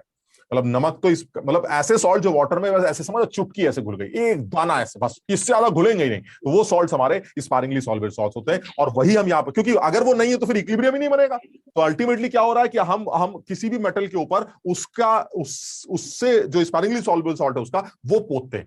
इसलिए ये असेंबली हर किसी की बनाई भी नहीं जा सकती। क्लास हो रहा है, आप सोचेंगे जिंक का हम बना देंगे, हम तो कॉपर का बना देंगे, इनके तो वो सॉल्ट ही नहीं मिलेंगे जो स्पारिंगली सॉल्युबल होते हैं। मेरी बात समझ रहे हो ना? तो इसलिए ये असेंबली कुछ यूनिक लोगों की ही बनाई जाएगी, और उन यूनिक लोगों में जो मेटल यूज किया जाएगा उस मेटल के वो सॉल्ट्स एग्जिस्ट करने चाहिए जो स्पारिंगली सॉल्युबल पर्टिकुलर टेंपरेचर पर माने जाते हैं। तो उसमें सबसे अच्छा आदमी हमारा सिल्वर माना जाता है। सिल्वर हो गया या मरकरी हो गया, या कभी कभार मैंने लेड को भी देखा। सिल्वर, मरकरी, लेड, यही 2-3 तरह के इलेक्ट्रोड्स होंगे जो आपके मेटल सॉल्ट एनाल इलेक्ट्रोड की कैटेगरी में आएंगे। अदरवाइज बाकी सारे इलेक्ट्रोड्स इस तरह से बिहेव भी नहीं करते। मतलब समझो ऐसा हो गया जैसे जिंक की रॉड ली है ना, समझ रहे हो, जिंक की रॉड ली और उसके ऊपर आपने जिंक सल्फेट पोत दिया, समझ बात की, ये सोच के अरे कमाल हो जाएगा, अंदर बवाल मच जाएगा। जहां आपने उसको सोल्यूशन में डाला वो जिंक सल्फेट ऐसे फुस करके घुल गया, यानी जिंक की रॉड बची और जिंक और सल्फेट पानी के अंदर। कौन सा इलेक्ट्रोड बन गया? अरे सर ये तो मेटल मेटल आयन बन गया। आप मेटल सॉल्ट इलेक्ट्रोड बनाने के चक्कर में थे, मेटल के ऊपर सॉल्ट बचा ही नहीं, सॉल्ट तो पानी में घुल गया। बात समझ रहे हो कि नहीं? Yes sir. तो metal metal ion sir magnesium. हाँ मतलब अब देखो, अब तुम फिर वही घुस जाते हो यार। अब तुम समझ लो बात को, अब ऐसे में क्या जवाब दें? हमें वो सॉल्ट चाहिए जो मेटल के ऊपर जब पोते जाए तो वो कम घुले। ऐसे में उन्हीं सॉल्ट्स के नंबर लगते हैं जिनके KSP काफी कम होते हैं। उनमें सबसे ज्यादा टेंडेंसी सिल्वर के हैलाइड्स की, एक्सेप्ट फ्लोराइड, क्योंकि फ्लोराइड की सॉल्बिलिटी थोड़ी ज्यादा होती। सिल्वर के हैलाइड्स की या फिर मरकरी के हैलाइड्स की या फिर लेड के हैलाइड्स की टेंडेंसी थोड़ी ज्यादा मानी जाती है। सिल्वर का फ्लोराइड जो है थोड़ा ज्यादा सॉल्युबल होता है। तो समझ रहे हो, फ्लोरीन का साइज छोटा है तो उसके ऊपर वो फजान रूल कम लगेगा। फजान रूल कम लगेगा तो इस AgF का आयनिक नेचर ज्यादा होगा। आयनिक नेचर ज्यादा होगा तो सॉल्यूशन में ज्यादा घुलेगा। हमें वो नहीं चाहिए घुलने वाला, हमें कम घुलने वाला आदमी चाहिए, ताकि पोतो तो पुता रहे, कहीं ऐसा ना हो सोल्यूशन में डिप किया फुस हो गया, वो नहीं चाहिए हमें। समझ रहे हो कि नहीं? Yes sir. अब वो ये कहना ये चाह रहा है कि भाई देखिए ऐसा इस असेंबली का आपने E0 निकाल लिया, बड़ा अच्छा लगा, this is the standard reduction potential of this assembly, ठीक, which is not equal to the standard reduction potential of the metal involved. सही है ये? The standard reduction potential of this electrode is not equal to the standard reduction potential of the metal involved. नहीं समझ में आई बात? इस electrode का जो स्टैंडर्ड रिडक्शन पोटेंशियल है वो ये इसके अंदर जो मेटल इन्वॉल्व है वो कौन सा? सिल्वर। वो सिल्वर के स्टैंडर्ड रिडक्शन पोटेंशियल के बराबर नहीं। कितना अंतर है इनमें? इनमें अंतर है सर RT/F ln KSP का। इसका मतलब ये हुआ जब आप E0 को कंपेयर करेंगे तो इस इलेक्ट्रोड का E0 और मेटल का E0 सेम नहीं होगा। क्लियर? चलिए, मैं इसलिए इस बात को जोर दे रहा हूं क्योंकि अब मैं दूसरी बात करूंगा जो ज्यादा इंटरेस्टिंग है। अगर ये असेंबली E0 के रेस्पेक्ट में इनके E0 वैल्यू इन दोनों के सेम नहीं है, अगर मैं इस असेंबली का E कैलकुलेट करना चाहूं, स्टैंडर्ड नहीं E, तो कैसे निकालूं? मतलब ऐसा भी तो हो सकता है ये इलेक्ट्रोड स्टैंडर्ड कंडीशंस पर नहीं है, तो अगर ये इलेक्ट्रोड स्टैंडर्ड कंडीशंस पर नहीं है तो आप E0 की बात ही नहीं करेंगे, फिर आप किस चीज की बात करेंगे? E की बात करेंगे। तो इस इलेक्ट्रोड का E कैसे निकाला जाएगा? और ये तुम कर चुके हो। इलेक्ट्रोड का E या किसी भी सेल का E निकालने का तरीका उसके E0 की मदद से उसकी इक्वेशन पर नस लगाना, यही होता है। Yes sir. क्या तुम्हें इस इलेक्ट्रोड का E0 पता चल गया? Yes sir. क्या इस सेल, इस इलेक्ट्रोड, बार बार सेल निकल के आता, इस इलेक्ट्रोड का इक्वेशन पता है? Yes, sir. तो क्या इस इक्वेशन पर इस ई नॉट की मदद से नस लगाकर इस इलेक्ट्रोड का ई निकल सकता है? यस यस निकाल सर। के देखते हैं। और जब तुम निकालोगे तो बड़ा इंटरेस्टिंग रिजल्ट हमारे सामने आएगा। चलिए वो करके देखते हैं एक बार। तो हम सबसे पहले सेल की इक्वेशन को अलग से ही लिख लेते हैं। हमारी सेल की इक्वेशन ये, AgBr solid plus electron gives Ag solid plus Br minus, ये हमारी इक्वेशन। ठीक, अब मैं इस इक्वेशन पे नस लगाने जा रहा हूं, तो बिल्कुल समझना जरा। E not of Br minus oblique AgBr oblique Ag is equal to, गलत लिख दिया, ई हम तो ई निकाल लेना। E of this is equal to E not of Br minus oblique AgBr oblique Ag, ये नस में माइनस होता है प्लस होता है बीच में, माइनस। अब RT by F ln, F क्यों कर रहे हैं? क्योंकि n की वैल्यू 1 है। समझ ना, हम 0.059 वाला इक्वेशन नहीं लगा रहे हैं, उसका रीजन अभी तुम समझ जाओगे। तो RT बाय F ln, और क्या लिखते थे कंसंट्रेशन में? कौन बचेगा कंसंट्रेशन में? सिर्फ Br माइनस है। बताओ समझे?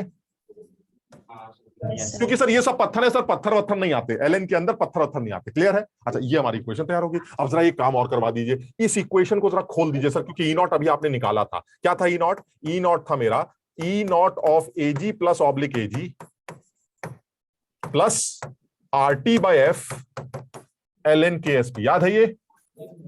Yes, sir. Minus yes sir. RT by F ln Br minus. थोड़ा और तमीज से लिख लेते हैं, E not of Ag plus oblique Ag minus RT by F ln 1 by Ag plus. अब देखते हैं तुम समझे कि नहीं,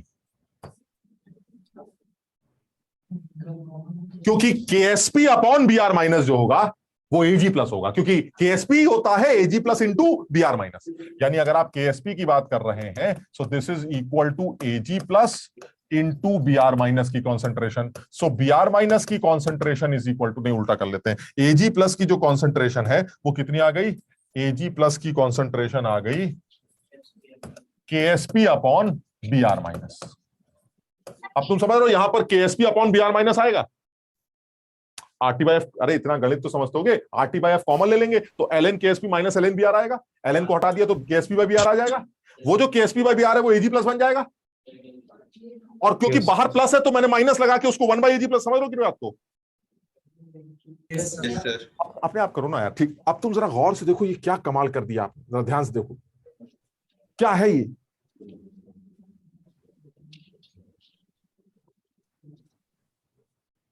बहुत कम है इसकी वैल्यू, अबे एजी वाला ही बना दिया वापस। क्या बना दिया? नॉर्मल जो बनती है, एजी वाला ही बना दिया। ये आपने सिल्वर का रिडक्शन पोटेंशियल लिख दिया भाई साहब। This is the reduction potential of silver electrode. ये देखिए आप, अपने आप समझना।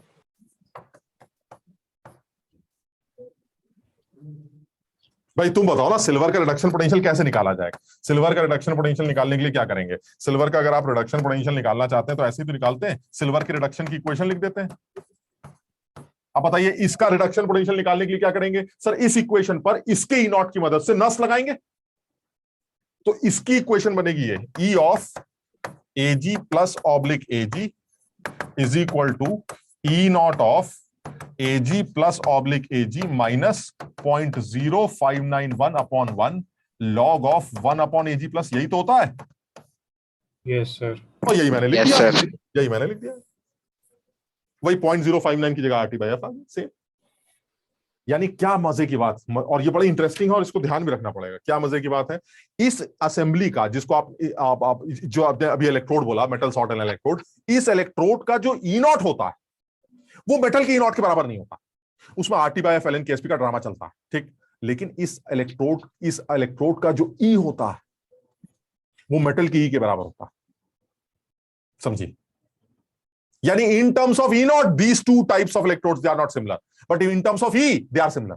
समझो इसका फायदा क्या है सर? ठीक है, एक सवाल हो गया ना, तुम सोच नहीं सकते कि इसका कितना फायदा उठाया जा सकता। क्योंकि बुक्स में इस तरह के सवालों को इतने लंबे मेथड से सॉल्व करते हैं, और जो बच्चा जरा सा समझदार होगा वो ओरली सवाल सॉल्व कर सकता है। गंदे गंदे जो जेई में एक आध बार पहले पूछे गए थे गंदे सवाल ओरली, लेकिन उसके लिए ये इंफॉर्मेशन इंपॉर्टेंट लगती है क्या, कि in terms of E not these two things are not same. वो कौन सी दो चीजें, इस इलेक्ट्रोड का ई नॉट और जो इसके अंदर मेटल इन्वॉल्व है उसका E nought, they are not same. लेकिन इस इलेक्ट्रोड का ई और इसके अंदर जो मेटल इन्वॉल्व है उसका ई वो सेम होता। और ये मैं कह नहीं रहा हूं, ये दिखाई दे रहा है तुम्हारे सामने, सब कुछ तुम्हारे सामने प्रूफ करके दिखाया गया है, बिल्कुल साफ समझ में आ रहा है। The reduction potential of this metal salt anal electrode is equal to the reduction potential of the metal involve, but the standard reduction potential of the metal, देख लीजिए, the standard reduction potential of this metal salt anal electrode is not equal to the standard reduction potential of the metal involve. It is equal to E not of this plus RT by NF ln KSP। N इसलिए अब नहीं लगा रहा हूं क्योंकि ये Ag plus था, एक इलेक्ट्रॉन का ट्रांसफर। कुछ समझ रहे हो? Yes sir. सर पीछे सर पीछे आपने बोला कि जो AgBr है वो डिस्प्लेस नहीं होगा क्योंकि AgBr सॉलिड में है सर, बट हमने मतलब पहले सीखा था कि हम अगर ZnSO4 के एक्वा सॉल्यूशन में हम अगर आयरन नेल डाल देते हैं तो फिर उसका कलर चेंज हो जाता है क्योंकि वहाँ पे हाँ, तो वो Zn वो जो ZnSO4 है वो सॉल्यूशन फेज में ना, बट यहाँ पे जो हमारा जो K+ है फिर Na+ होगा वो भी सॉल्यूशन फेज में। तो K+ उल्टा हो रहा है, समझो बात को, जो रिप्लेस करने जा रहा है वो सॉल्यूशन फेज में, जिसको रिप्लेस करने जा रहा है वो पत्थर है, उल्टा हो रहा है, वहां उल्टा था। अच्छा ठीक है सर। पावनी समझ में आया बेटा? सर इसमें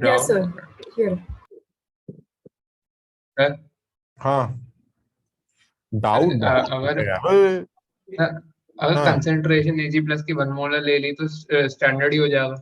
नहीं, बिल्कुल नहीं होगा। Ag+ की कंसंट्रेशन कोई फर्क नहीं पड़ेगा। कहां से बताइए Ag+ की कंसंट्रेशन क्या फर्क पड़ रहा है? कहां से आपकी सेल इक्वेशन में Ag आ रहा है बताइए? Br- को 1 मोलर लोगे तो ये स्टैंडर्ड होगा। Ag+ से मुझे मतलब नहीं, Ag+ तो है ही नहीं कहीं। Okay sir, okay sir.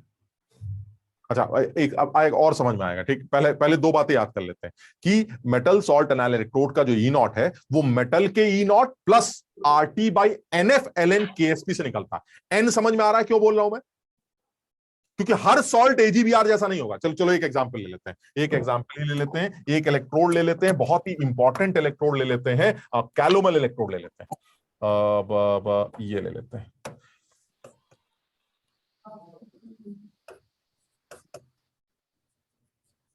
अब मैं सिर्फ कैलोमल इलेक्ट्रोड के बारे में तुम्हें इतना बता सकता हूं कि ये जो कैलोमल इलेक्ट्रोड है उसमें ये सीन चलता है, Hg2Cl2 सॉलिड, ये इक्विलिब्रियम में आता है Hg2 plus aqueous plus 2Cl minus aqueous. Next step क्या होगा?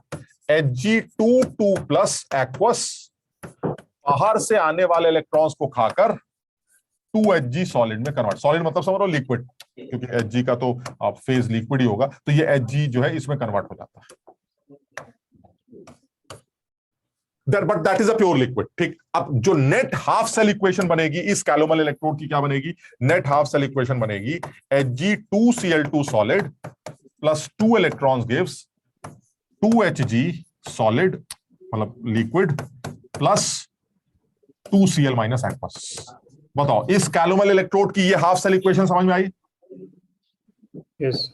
और इस हाफ सेल इक्वेशन से दो बातें निकल के आती। पहला, सर इस कैलोमल इलेक्ट्रोड का जो स्टैंडर्ड एक्शन पोटेंशियल होगा वो मरकरी के स्टैंडर्ड एक्शन पोटेंशियल के बराबर नहीं होगा, लेकिन इसका जो पोटेंशियल होगा इलेक्ट्रोड पोटेंशियल वो मरकरी के पोटेंशियल के बराबर होगा। बताओ समझ रहे हो?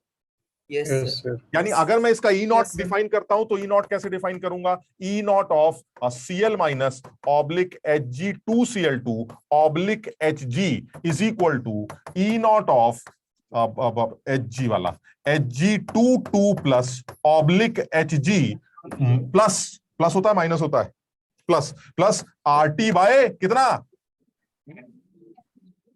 2F RT by 2F ln KSP of कौन सा? Hg2Cl2। सब कुछ क्वेश्चन में दिया जाएगा, आप सीधे वैल्यू पुट कर दीजिएगा और पुट करके आपको इस कैलोमल इलेक्ट्रोड का स्टैंडर्ड रिडक्शन पोटेंशियल पता चल जाएगा। बात खत्म। और जब आप इसका EMF की बात करेंगे तो इसका जो EMF होगा, दिखाई दे रहा है ये कि ये जो हमारा ई नॉट है this is not equal to the E not of mercury. कुछ अंतर है, यस सर। लेकिन जब आप इसके ई को डिफाइन करेंगे तो वो सिमिलर आएगा, यानी ई को डिफाइन करेंगे तो वो सिमिलर आएगा। यानी ई को डिफाइन करने का मतलब ये हुआ कि अगर ई निकालना चाहते हैं इस कैलोमल इलेक्ट्रोड का, that is Cl minus oblique HgCl2 oblique Hg, तो this will be equal to E not of Hg22 plus oblique Hg। Similar, ये दोनों वैल्यू सिमिलर होंगी, यानी मेटल सॉल्ट एंड इलेक्ट्रोड का जो, और तुम डिराइव कर सकते हो इसको, तुम खुद डिराइव कर सकते हो। एक बार नस्ट इक्वेशन अप्लाई करो इस इक्वेशन के ऊपर, जब तुम इस इक्वेशन पे नस्ट इक्वेशन लगाओगे with the help of E not, तो तुम देखोगे कि यही निकल के आएगा, जैसे अभी तुमने डिराइव किया था। सर आप बड़ा लंबा मेथड, राइट साइड पे ई नॉट नहीं होगा ना, क्या साइड ही होगा, दोनों साइड ही, दोनों साइड ही होगा, दोनों साइड ही। तुम कहोगे सर क्या इतना लंबा मेथड बता रहे हो सर, इसका कोई आसान तरीका नहीं है, ये आपने क्या यहाँ ड्रामा किया, ये अब इतना लंबा तरीके से आपने ये प्रूव करके दिखाया कि इसका ई इसके ई के बराबर होगा। अरे सर ये तो ओरली निकाल लेते। हमने कहा चलिए ओरली करके दिखा दीजिए, अब इसको हटा दे भाई। सर अलग अलग ई नॉट का रीजन ये होगा कि ई नॉट की वैल्यू के लिए हम अलग चीजों की कंसंट्रेशन 1 मोलर कर रहे हैं। हाँ बिल्कुल, ई नॉट तो अलग होना ही था, ई नॉट तो स्टैंडर्ड वैल्यूज है सर। ई नॉट से तो अगर आपने बर्तन बदल दिया, शक्ल बदल दी, तो ई नॉट बदल जाएगा। ई जो होता है वो कई लोगों से मिलकर बनता है, तो ही हो सकता है सर ई सेम आ जाए, ये पॉसिबल, और वो आएगा ही आएगा इस तरह की असेंबली के लिए, और ये इंफॉर्मेशन आपको सवाल करने में बड़ी हेल्प करेगी। सर इसका बेटर क्वेश्चन तो यही होगा ना, इसका ई नोट निकालना। मतलब अच्छा सवाल तो यही है कि इसका ई नॉट निकालो, और इसका और एक बेटर तरीका, इसका ई निकालो। मैं बताता हूं अभी, एक सेकंड रुको। Okay sir. मतलब ई नॉट निकालना बेटर क्यों कह रहा हूं? ई नॉट निकालना बेटर सिर्फ उन्हीं लोगों के लिए है जिनको, बेटर मतलब उन्हीं लोगों को अच्छा लगेगा जिसको ई नॉट निकालने का फॉर्मूला आता है। और ई निकालना ज्यादा अच्छा है, बिकॉज ई निकालने में एक वो बच्चा इन्वॉल्व होगा जो लंबा मेथड जानता है। मैं तुम्हें लंबे मेथड से भी करके दिखाता हूं, और वो बच्चा भी इन्वॉल्व होगा जो जल्दी चुटकियों में निकाल लेता है। तो हम दोनों तरीके से एक सवाल अभी उठाते हैं, उससे समझ में आएगा। लेकिन पहले इस बात को जरा खत्म करते हैं कि आपने ये जो ड्रामा करके दिखा, हटा दे भाई इसको। Yes sir. ये जो आपने इतना लंबा ड्रामा किया है इस बात को प्रूफ करने के लिए कि इसका ई और इसका ई बराबर होता है, ये आपका जो ड्रामा है, ये सर क्या कर रहे हैं आप? इतना लंबा मेथड। और तो मैंने कहा अजीब बेवकूफ आदमी हो, और क्या तरीका हो सकता है ई वैल्यू निकालने का? अरे ई वैल्यू निकालने के लिए नस्ट को बुलाना पड़ता है, और वो ई वैल्यू ई नॉट की मदद से उस इलेक्ट्रोड की इक्वेशन पर लगाकर ही निकलती है। ये क्लियर है? Yes sir. नहीं सर, आप ई ऐसे ही निकाल सकते, कुछ नहीं करना, ओरली ऐसे। हमने कहा कैसे? कह रहा सर रिएक्शन पे आइए जरा, आप जरा देखना, जरा अब लक्ष्य जरा समझना। ये जो है ये एक इक्विलिब्रियम है। Yes sir. इसका जो डेल्टा जी नॉट है वो तो ये है minus RTLN KSP। Yes sir. ठीक, लेकिन इसका डेल्टा जी 0 है। Free energy change is 0 because cell equilibrium पर आ चुका है। प्रोडक्ट्स की फ्री एनर्जी और रिएक्टेंट्स की फ्री एनर्जी चेंज 0 होगा। स्टैंडर्ड फ्री एनर्जी चेंज जो कि कुछ नहीं होती वो है, लेकिन इस टाइम इस सेल की जो फ्री एनर्जी चेंज है वो 0। बताओ समझे? यानी इक्विलिब्रियम पर डेल्टा जी नॉट 0 नहीं होता, डेल्टा जी 0 होता है। यहां तक ठीक है? Yes sir. इसका मतलब ये हुआ अगर मैं इस रिएक्शन के डेल्टा जी वैल्यू को लिखता हूं तो 0 होगी, डेल्टा जी1 वो 0 होगा। Yes sir. जो डेल्टा G2 होगा वो होगा minus NFE, only E nought नहीं, ई, क्योंकि डेल्टा जी की बात कर रहे हैं। Yes sir. और जो इसका डेल्टा G3 होगा वो होगा माइनस NFE, ई नॉट नहीं, ई। Yes sir. डेल्टा G3 होगा इनका सम। Yes sir. तो सर ये तो 0 है, तो जो इसका ही वो इसका ही, नहीं समझे बात? Yes sir. तो ऐसे समझ में आ रहा है, इतना क्या दिमाग लाना? यानी अगर आप डेल्टा जी नॉट से निकालने जा रहे हैं तो आप ई नॉट निकालने जा रहे हैं, और अगर आप डेल्टा जी से निकालने जा रहे हैं तो आप ई निकालने जा रहे हैं। और वो आप ओरली कर सकते थे, आपने इतनी लंबी नस्ट इक्वेशन का ड्रामा पीछे क्यों करके दिखाया? आप यहीं छोटा सा लिख के दिखा दीजिए, तो हम नेक्स्ट पेज पे जल्दी से इसको लिख देते हैं, और ताकि आगे बात बढ़ाएं। ये बड़ा सिंपल सी इक्वेशन है। पहला इक्विलिब्रियम, बार बार AgCl ले लेते हैं। AgCl solid is in equilibrium with Ag plus aqueous plus Cl minus aqueous. Second step क्या बनेगा? Ag plus aqueous plus electron gives Ag solid. इन दोनों को जोड़कर इलेक्ट्रोड की इक्वेशन तैयार कर लेते हैं। AgCl solid plus electron gives Ag solid plus Cl minus aqueous, ये इक्वेशन। चलिए अब जरा इसका ई निकालते हैं। चलिए ई निकालने के लिए डेल्टा G1 चाहिए, that will be 0 because equilibrium का डेल्टा G 0 होता। डेल्टा G2 चाहिए, डेल्टा G होगा minus 1FE of Ag plus oblique Ag। और जो डेल्टा G3 होगा होगा -1 FE of Cl minus oblique AgCl oblique Ag। Clear? और क्योंकि डेल्टा जी ऐड या सब्ट्रैक्ट की जा सकती है, इसलिए आप आसानी से ये काम कर सकते हैं। जब आप इन तीनों को जोड़ेंगे, मतलब इन तीनों को यूज करेंगे, तो डेल्टा G3 जो होगा वो delta G1 plus delta G2 के बराबर आएगा, क्योंकि थर्ड इक्वेशन दोनों को जोड़ के आती है। और डेल्टा G हो गया हमारा, डेल्टा G3 हो गया -1 FE of Cl minus oblique AgCl oblique Ag is equal to delta G1 हमारा 0 है, और यह है -1 FE of Ag plus oblique Ag। Minus F cancel हो जाएगा, और E of Cl minus oblique AgCl oblique Ag is equal to E of Ag plus oblique Ag आ जाएगा, जो अभी आप प्रूफ करके दिखा रहे हैं। कुछ समझे बात? Yes sir. कोई इस बात की कोई इंपॉर्टेंस नहीं है, बिल्कुल टाइम पास कर रहे हैं, लेकिन ये कि थोड़ी सी क्लैरिटी आती है और कुछ नहीं है, क्योंकि मेन बात यह ही नहीं, मेन बात यह है कि सर ई बराबर होते हैं, ये मेन बात। यहां तक समझ में आ गया? तो हम एक सवाल उठाएंगे तगड़ा, एकदम एक ही सवाल उठाएंगे, सबसे तगड़ा, इससे ज्यादा तगड़ा बनेगा ही नहीं। ठीक, तो उसी को करके देखते हैं और सोचते हैं कि अप्रोच कैसे चेंज कर सकते हैं और आसान कैसे कर सकते हैं। बताओ यहां तक ठीक है? ठीक, चलिए आगे बढ़ते हैं। यानी अगर तुम डेल्टा G0 को यूज करोगे तो E0 तक पहुंच जाओगे, और डेल्टा G को यूज करोगे तो E तक पहुंच जाओगे।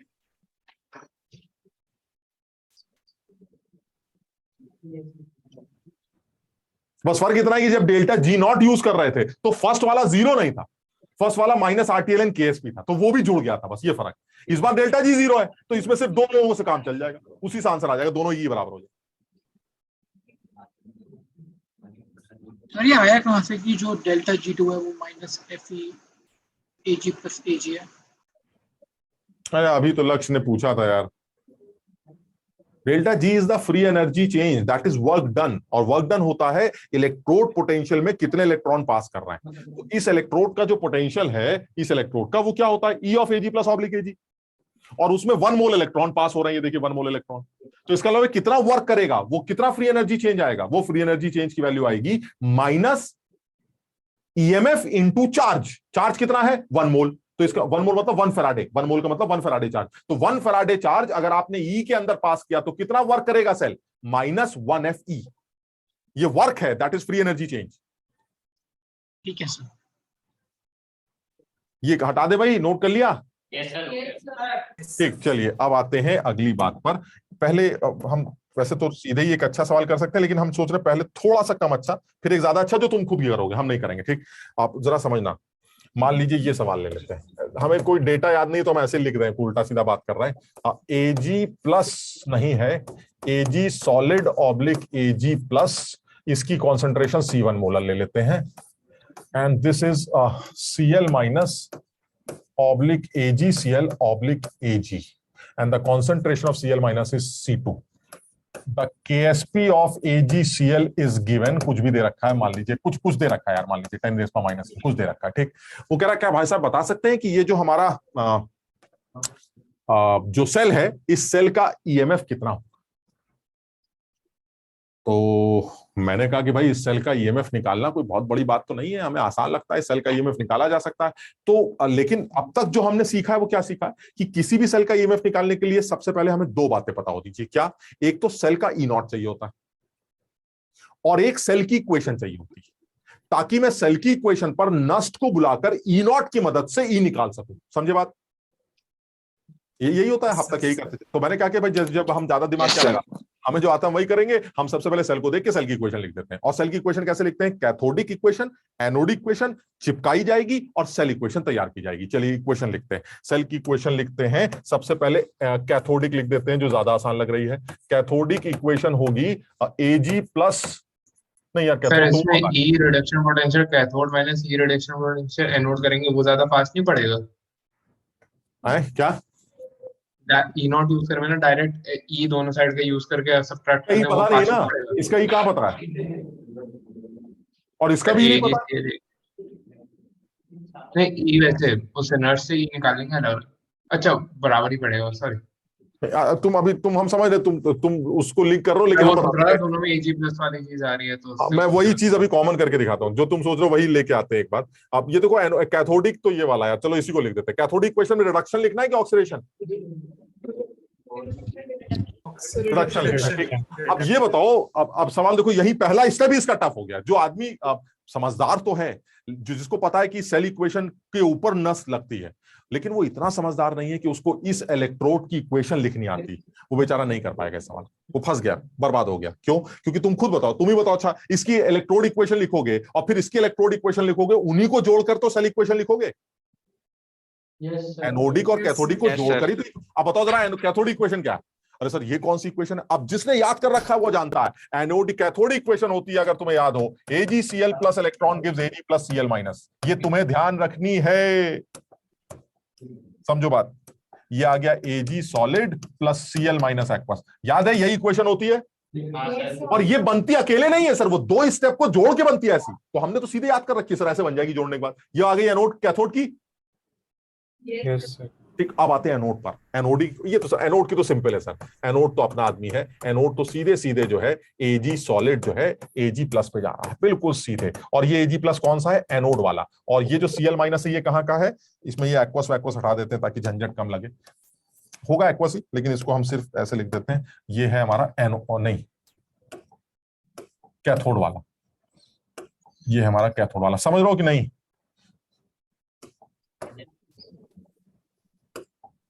ऐसे लिखते हैं, ये Ag प्लस एनोड वाला है कंसंट्रेशन, जिसको C1 कहेंगे, और ये Cl माइनस कैथोड वाला है, जिसको C2 कहेंगे। Clear?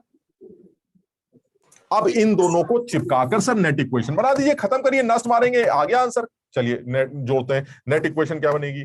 AgCl solid plus Ag से Ag कट जाएगा, जो कि बनेगा, ये क्या दे देगा? This gives Ag plus anode वाला प्लस Cl माइनस कैथोड वाला। क्लियर यहां तक? Yes sir. ये नेट इक्वेशन। सर नस मारिए, खत्म हो गया खेल। चलिए नस मारते हैं। जब आप नस मारेंगे तो क्या चाहिए होगा? E of this cell is equal to E not of this cell minus 0.0591 upon 1 log of concentration. बताइए नेट इक्वेशन ये क्या लिखें? Concentration of Ag plus anode into concentration of Cl minus cathode. Clear? Yes sir. बस E nought दे दीजिए sir, काम चल जाएगा। चलिए अब इस सेल का ई नॉट निकालते हैं। कैसे निकलता है सेल का ई नॉट? किसी भी सेल का ई नॉट, इलेक्ट्रोड का नहीं, सेल का E nought standard reduction potential of cathode minus standard reduction potential of anode, यही होता है। कैथोड का स्टैंडर्ड रिडक्शन पोटेंशियल क्या होगा? अरे लिख देते हैं, E not cell is equal to E not of Cl minus oblique Ag Cl oblique Ag minus E not of anode का हो गया Ag plus oblique Ag। Clear? ये जो E not of Cl minus oblique Ag Cl Ag है, उसको क्या लिख सकते हैं? E not of Ag plus oblique Ag plus RT by F ln KSP। Clear है? और ये हो गया minus E not of Ag plus oblique Ag, दूसरा वाला, ये और ये कैंसिल हो जाएगा और सिर्फ क्या बचेगा? RT by F ln KSP। यानी इस सेल का ई नॉट ये आ गया और ये ई नॉट आप ऊपर पुट कर दीजिए, सर आंसर आ गया, बात खत्म। अब देखो करने दो मेहनत। अब तुम्हें लगेगा कि सर ये तो बड़ा लेंदी है, और तो है, जिसको जो ज्यादा दिमाग नहीं लगाएगा उसको यही करना पड़ेगा। लेकिन ये भी सही है, जो इतना भी कर पाएगा वो भी अच्छा आदमी है। मतलब सुनो, अगर वो इतना भी सोच पा रहा है कि सवाल कैसे, क्योंकि तुम बताओ ये पूरे खेल करने में उसको दो बहुत बड़ी चीजें याद रखनी थी। कौन कौन सी? पहली ये कि इस इलेक्ट्रोड की इक्वेशन कैसे लिखते हैं, बहुत कम बच्चों को याद होती है कि इस तरह के इलेक्ट्रोड की इक्वेशन कैसे लिखते हैं, ठीक। और दूसरी, इस तरह के इलेक्ट्रोड का ई नॉट ऐसे लिखा जाता है, ये भी बहुत कम लोगों को पता है। कुछ समझ रहे हो कि नहीं बात?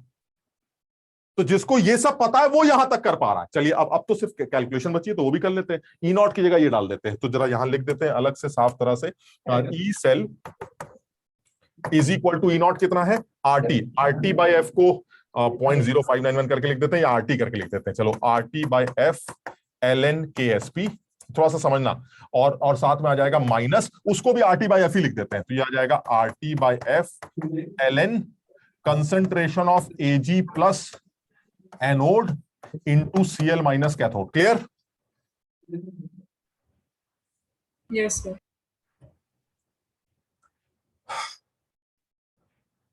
थोड़ा सा और सही कर लेते हैं यार, RT by F ln, थोड़ा सा समझना जरा, KSP divided by AG plus anode into CL minus cathode. बिल्कुल आखिरी बात, KSP अपॉन KSP अपॉन जो हमारा AG प्लस बन रहा है जो एनोड वाला, और जो KSP upon CL minus cathode, क्या सवाल में ये दोनों वैल्यूज गिवन है, सारी वैल्यूज? Yes sir. तो क्या मैं इस सवाल का ई सेल निकाल पा रहा हूं? देखिए यस सर। अच्छा, जो मैं बताना चाह रहा हूं ये, क्या मैं इसको ये लिख सकता हूं, हालांकि उसकी जरूरत नहीं, क्या ये लिख सकता हूं KSP, क्योंकि मैं अब जो करूंगा वो ऐसे ही करूंगा, अब RT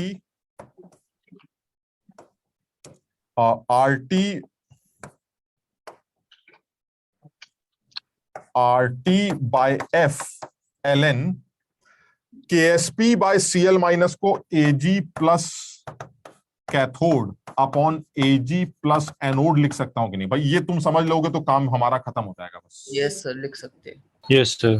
क्योंकि KSP by CL minus cathode will be AG plus cathode. ठीक, लेकिन सर आंसर हमारा आ गया सर, ये सब ये तो आप पता नहीं क्यों कर रहे हैं, लेकिन आंसर हमारा आ गया। क्या सवाल में KSP गिवन है? गिवन है। क्या AG प्लस की एनोड की कॉन्सेंट्रेशन गिवन है? C1 गिवन है। क्या CL माइनस कैथोड गिवन है? गिवन है। सीधे पुट करिए, आपको सेल का ई सेल मिल जाए। सब बड़ी मेहनत कर रहे हैं आप। सबसे पहले आपने सेल की रिएक्शन लिखी, क्योंकि मेरे पास और कोई तरीका ही नहीं है। क्यों नहीं तरीका है? क्योंकि सर मुझे यही बताया गया है कि किसी भी सेल का ई निकालने के लिए आपको सेल की इक्वेशन लिखनी है और उस सेल के ई नॉट को निकालना है और फिर नस लगाना है, यही हमें तरीका है। लेकिन इससे पहले सर इतनी मेहनत तो कभी नहीं करनी पड़ी। क्यों? क्योंकि सर इसमें थोड़ी गंदगी ज्यादा है। एक तो सबसे बड़ी गंदगी यह है कि मुझे यह आना चाहिए क्या होता है। कई बच्चों को या ज्यादातर बच्चों को यही नहीं पता है कि इस इलेक्ट्रोड की रिडक्शन इक्वेशन लिखी कैसे जाती। तो कुछ लोग तो यहीं खत्म हो गए। ठीक, चलिए सर, हमने रिएक्शन लिखी, इसका एनोडिक रिएक्शन लिखा, दोनों को जोड़ के ये नेट इक्वेशन तैयार की और मैंने इसके ऊपर मारा नस्ट। जब मैंने इसके ऊपर नस्ट मारा तो ये इक्वेशन तैयार हो गई। इस इक्वेशन में फिर एक दर्द आ गया, क्या? वो आया ई नॉट सेल। सर मुझे तो पता ही नहीं सेल का ई नॉट कैसे निकलता है। तो सेल का ई नॉट निकलता है कैथोड के standard action potential minus anode के स्टैंडर्ड एक्शन पोटेंशियल से। सर इस कैथोड का स्टैंडर्ड एक्शन पोटेंशियल तो कहीं दिया ही नहीं गया, तो वो मुझे पहले से आता है लिखना। कैसे? मुझे आता है इसका ई नॉट लिखना, दिस प्लस दिस, कहां गया? This plus this is the standard action potential of this electrode. बताओ ये समझ रहे हो कि नहीं? ये है स्टैंडर्ड एक्शन पोटेंशियल इस इलेक्ट्रोड का, और उसमें से आपने कैथोड का स्टैंडर्ड एक्शन पोटेंशियल माइनस कर दिया। ठीक है, ये तो ई नॉट कैंसिल हो गया सर, सिर्फ RT by F ln KSP बच गया। क्लियर? ई नॉट भी आ गया, सेल इक्वेशन भी आपके सामने, नस लगा दीजिए, थोड़ा सा मेहनत कर दीजिए, आंसर आ जाए, खत्म। बहुत ठीक है सर, अच्छा सवाल है, इसमें कोई शक नहीं है सर। इसमें दो बातें बड़ी इंपॉर्टेंट है। एक तो मुझे सेल इस इलेक्ट्रोड की इक्वेशन लिखनी आनी चाहिए थी, और साथ में मुझे यह भी पता होना चाहिए था कि इस इलेक्ट्रोड का ई नॉट कैसे निकलता है। तभी मैं जाके सेल का ई नॉट निकाल पाऊंगा और फिर सेल की इक्वेशन लिख पाऊंगा। ठीक, अब आते एक अकल वाली बात। पूछा क्या गया था सवाल में? क्या पूछा गया? E cell. यार देखो, ई नॉट बोलोगे तो फिर हम बात ही नहीं कर पाएंगे अपनी। ई नॉट पूछा गया या ई? चलिए ठीक। अब आप बेमानी देखिए मेरी क्या है। बेमानी ये कर रहे हैं कि भाई, अब इसको अगले पेज पे लिखता था। बेमानी ये कर रहे हैं कि भाई आपने जो है ये सवाल दिया है हमें, अब AG oblique AG plus CL minus oblique AG CL oblique AG, ये सवाल। ठीक, अब मेरी बेमानी सुनिए जरा। सर ये जो आपका एनोड है ना, बहुत बढ़िया है। ये जो आपका कैथोड है ये भी बहुत बढ़िया है। अब आप ये बताइए आपको निकालना क्या है? तो मैंने कहा मुझे निकालना है सेल का ई। तो मैंने कहा एक काम करते हैं सर, इस सेल को भूल जाते हैं, हम अपना एक सेल तैयार करके दिखाते हैं। AG oblique AG plus AG plus oblique AG, ये कैथोड वाला, ये एनोड वाला। क्या बदतमीजी कर रहे हो भाई? ये तुमने क्या बदतमीजी कर दी? अरे सर कुछ नहीं सर, हमने इस इलेक्ट्रोड को ये इलेक्ट्रोड लिख दिया। ऐसे कैसे लिख दिया? ये तो मेटल सॉल्ट एनाल इलेक्ट्रोड है and this is metal metal anal electrode. ये कैसे लिख दिया? सर इन टर्म्स ऑफ ई लिख सकते हैं, इन टर्म्स ऑफ ई नॉट नहीं लिख सकते। समझो बात, मैं और क्लियर करता हूं। इस इलेक्ट्रोड, इस सेल का जो मैंने ऊपर लिखा है, इस सेल का ई लिखने का तरीका बताओ जरा। ई सेल कैसे लिखेंगे अपने आप जरा बताना। ई नॉट नहीं, E. This E will be equal to E of this electrode. Sir noise आ रही है कहीं से। अरे नॉइज मत आओ भाई, मतलब नॉइज मत करो, ये सेंटर वाले बड़बड़ा रहे हैं। हाँ, तो ये हो जाएगा E of this electrode minus E of this electrode, यानी this is equal to this. यानी reduction potential of this electrode minus reduction potential of this electrode will be reduction potential of this cell, EMF of this cell. ये सही है? ठीक। अच्छा, नीचे वाले को कैसे लिखेंगे? नीचे वाले का ई सेल, मान लो अगर सेल होता तो कैसे लिखते हैं? This is equal to reduction potential of this वाला electrode, that is E of AG plus oblique AG minus E of AG plus oblique एजी।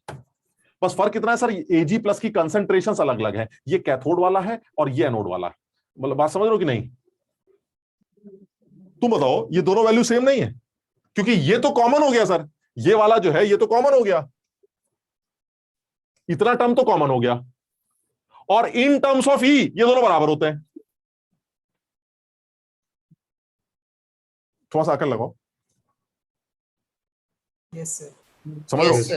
लेकिन ये काम चुपचाप कर रहे हैं। चुपचाप मतलब क्या हुआ कि सर अच्छा एक सेकंड सर, आपको ये निकालना है ना, तो मैं अपना एक सेल डिफाइन कर देता हूं चुपचाप कोने में जाके, उस सेल का जो ईएमएफ आएगा वही ईएमएफ आपका आएगा। तो इतनी मेहनत करने का फायदा क्या है बेटा? अलग से कोने में जाके ये सब क्यों कर रहे हो? मेहनत तो तुम्हें उतनी करनी पड़ेगी, अपना सेल का भी तो ये निकालोगे ही, तो हमारे वाले का निकाल लेना, तुम अपना क्यों निकाल लो? मैं इसलिए निकाल रहा हूं क्योंकि सर अब जो मेरा सेल तैयार हुआ है ना सर, वो कंसंट्रेशन सेल बन गया है, उसका ई नॉट निकालने का टेंशन ही खत्म हो गया मेरा। समझो बात, क्योंकि उसका ई नॉट तो जीरो। कुछ समझे बात को? यानी ये जो सेल तुमने अपना बनाया, तुमसे सवाल में ये नहीं पूछा गया था, तुम्हारा सवाल ऊपर वाला है, तुमने ये कैसे लिख दिया? सर ई के टर्म्स में लिख सकता हूं सवाल, लेकिन ई नॉट के टर्म्स में नहीं लिख सकता। तुम जानते हो तुम्हारा ई नॉट कितना आ रहा है नीचे वाले का? जीरो। और एक्चुअली ई नॉट तुम्हारे सवाल वाले का कितना आ रहा था? RT/FLN। कैसे सर, ये तो गलत हो गया। हाँ गलत हो ही गया, ई नॉट के टर्म्स में गलत हो गया। अगर सवाल में ई नॉट पूछा जाता तो बदतमीजी करके नहीं आते, सब गलत हो जाता। अगर ये लिख देते कि भाई ऐसा सेल बदल दो, सेल बदल दो, सेल बदल सकते हो, अपना सेल बना सकते हो इन टर्म्स ऑफ ई नॉट के टर्म्स में नहीं। तो इस फायदा क्या हो रहा है? फायदा एक तो बहुत बड़ा हो गया, कौन सा? ई नॉट निकालना नहीं पड़ेगा, जो तुमने इतना झंझट किया था अभी, वो खत्म हो गई बात। दूसरा फायदा सर, इक्वेशन बड़ी सिंपल बन जाएगी, क्योंकि इनके लिए वो भी नहीं याद करना है कि कैथोड की इक्वेशन उस वाले इलेक्ट्रोड की कैसे याद करते हैं ना, इसमें आसान हो गया। बताओ एनोड इक्वेशन क्या हुई? क्लियर? और कैथोड इक्वेशन क्या हुई? दोनों को जोड़ के नेट इक्वेशन क्या हुई? Ag plus Ag मारो नस्ट। not E cell is equal to E not cell, कितना? Zero. Minus 0.0591 upon 1 log of Ag plus anode divided by Ag plus cathode. क्या यही आया था पहले? Yes sir. वो यहाँ माइनस लगाएंगे तो उल्टा हो जाएगा, समझ रहे हो? ये देखिए कितना आसान हो गया, आपकी जिंदगी कितनी सुकून में आ गई। क्यों? क्योंकि एक काम याद कर रखा था। क्या याद कर रखा था? सर मैंने बेमानी सीख ली है। बेमानी क्या सीखी है? अगर आपका सवाल मेटल सॉल्ट एनायन इलेक्ट्रोड को लेके आया और आपका सवाल ई पर लेके जा रहा है, तो सर मुझे मेटल सॉल्ट एनायन इलेक्ट्रोड से मतलब नहीं, भाड़ में जाए मेटल सॉल्ट एनायन इलेक्ट्रोड। मैं सर उसको चुपचाप मेटल आयन बना के अपना मस्त इक्वेशन बना लेता हूं, मुझे 2 मिनट लगते हैं सवाल सॉल्व करने में, मुझे मतलब ही नहीं है कि वो मेटल सॉल्ट एनायन इलेक्ट्रोड। लेकिन सर फिर सवाल अच्छा कब है? एक तो ऑब्वियसली ये भी एक अच्छी बात है, जो बच्चों को पता है तभी कर पाएंगे अच्छी तरीके से, आसान तरीके से। और नहीं तो ये भी है कि सर वो आपसे ई नॉट पूछ लेता, इस सेल का ई नॉट बताइए, बस खत्म हो गए सर। अब तो वही कर पाएगा जिसको पूरी बात मेटल सॉल्ट एनायन इलेक्ट्रोड की आती है, क्योंकि इसका ई नॉट RT/FLN KSP के बराबर निकल के आता। ये आपको अपने आप मेहनत करके निकालना पड़ेगा, जैसा अभी आपने निकाला। लेकिन जब ये सवाल ई नॉट के रेस्पेक्ट में आता है तब तो सर दिक्कत है, क्योंकि तब तो सब कुछ पता होना चाहिए जैसे अभी हम कर रहे हैं। लेकिन अगर ये ई के रेस्पेक्ट में आता है तो आप मेटल सॉल्ट एनायन इलेक्ट्रोड को फॉरन मेटल आयन इलेक्ट्रोड में कन्वर्ट करके अपना काम चला लीजिए। मैं एक और एग्जांपल लेता हूं अभी, 1 मिनट के अंदर उससे समझ में आ जाएगा और क्लियर हो जाएगा। इसको हटा दें। Yes sir. यस तो इसको तुम नोट कर लेना, मैं अभी इसका वो QR कोड ही दे दूंगा तुम्हें, तो तुम स्कैन कर लेना, जो जो लोग स्कैन कर सकते हैं। ठीक, ये देखना जरा, anode AG/AgCl (Cl minus Br minus (AgBr (Ag) Cl minus C1 molar Br minus C2 molar KSP AgCl दे रखा है, KSP AgBr दे रखा है। किताब में सवाल को सॉल्व करने का एक पन्ने का मेथड होगा, एक पेज का सॉल्यूशन। जो अकलमंद है वो 2 लाइन में सॉल्व करेगा। सवाल पूछा जा रहा है ई सेल कितना है,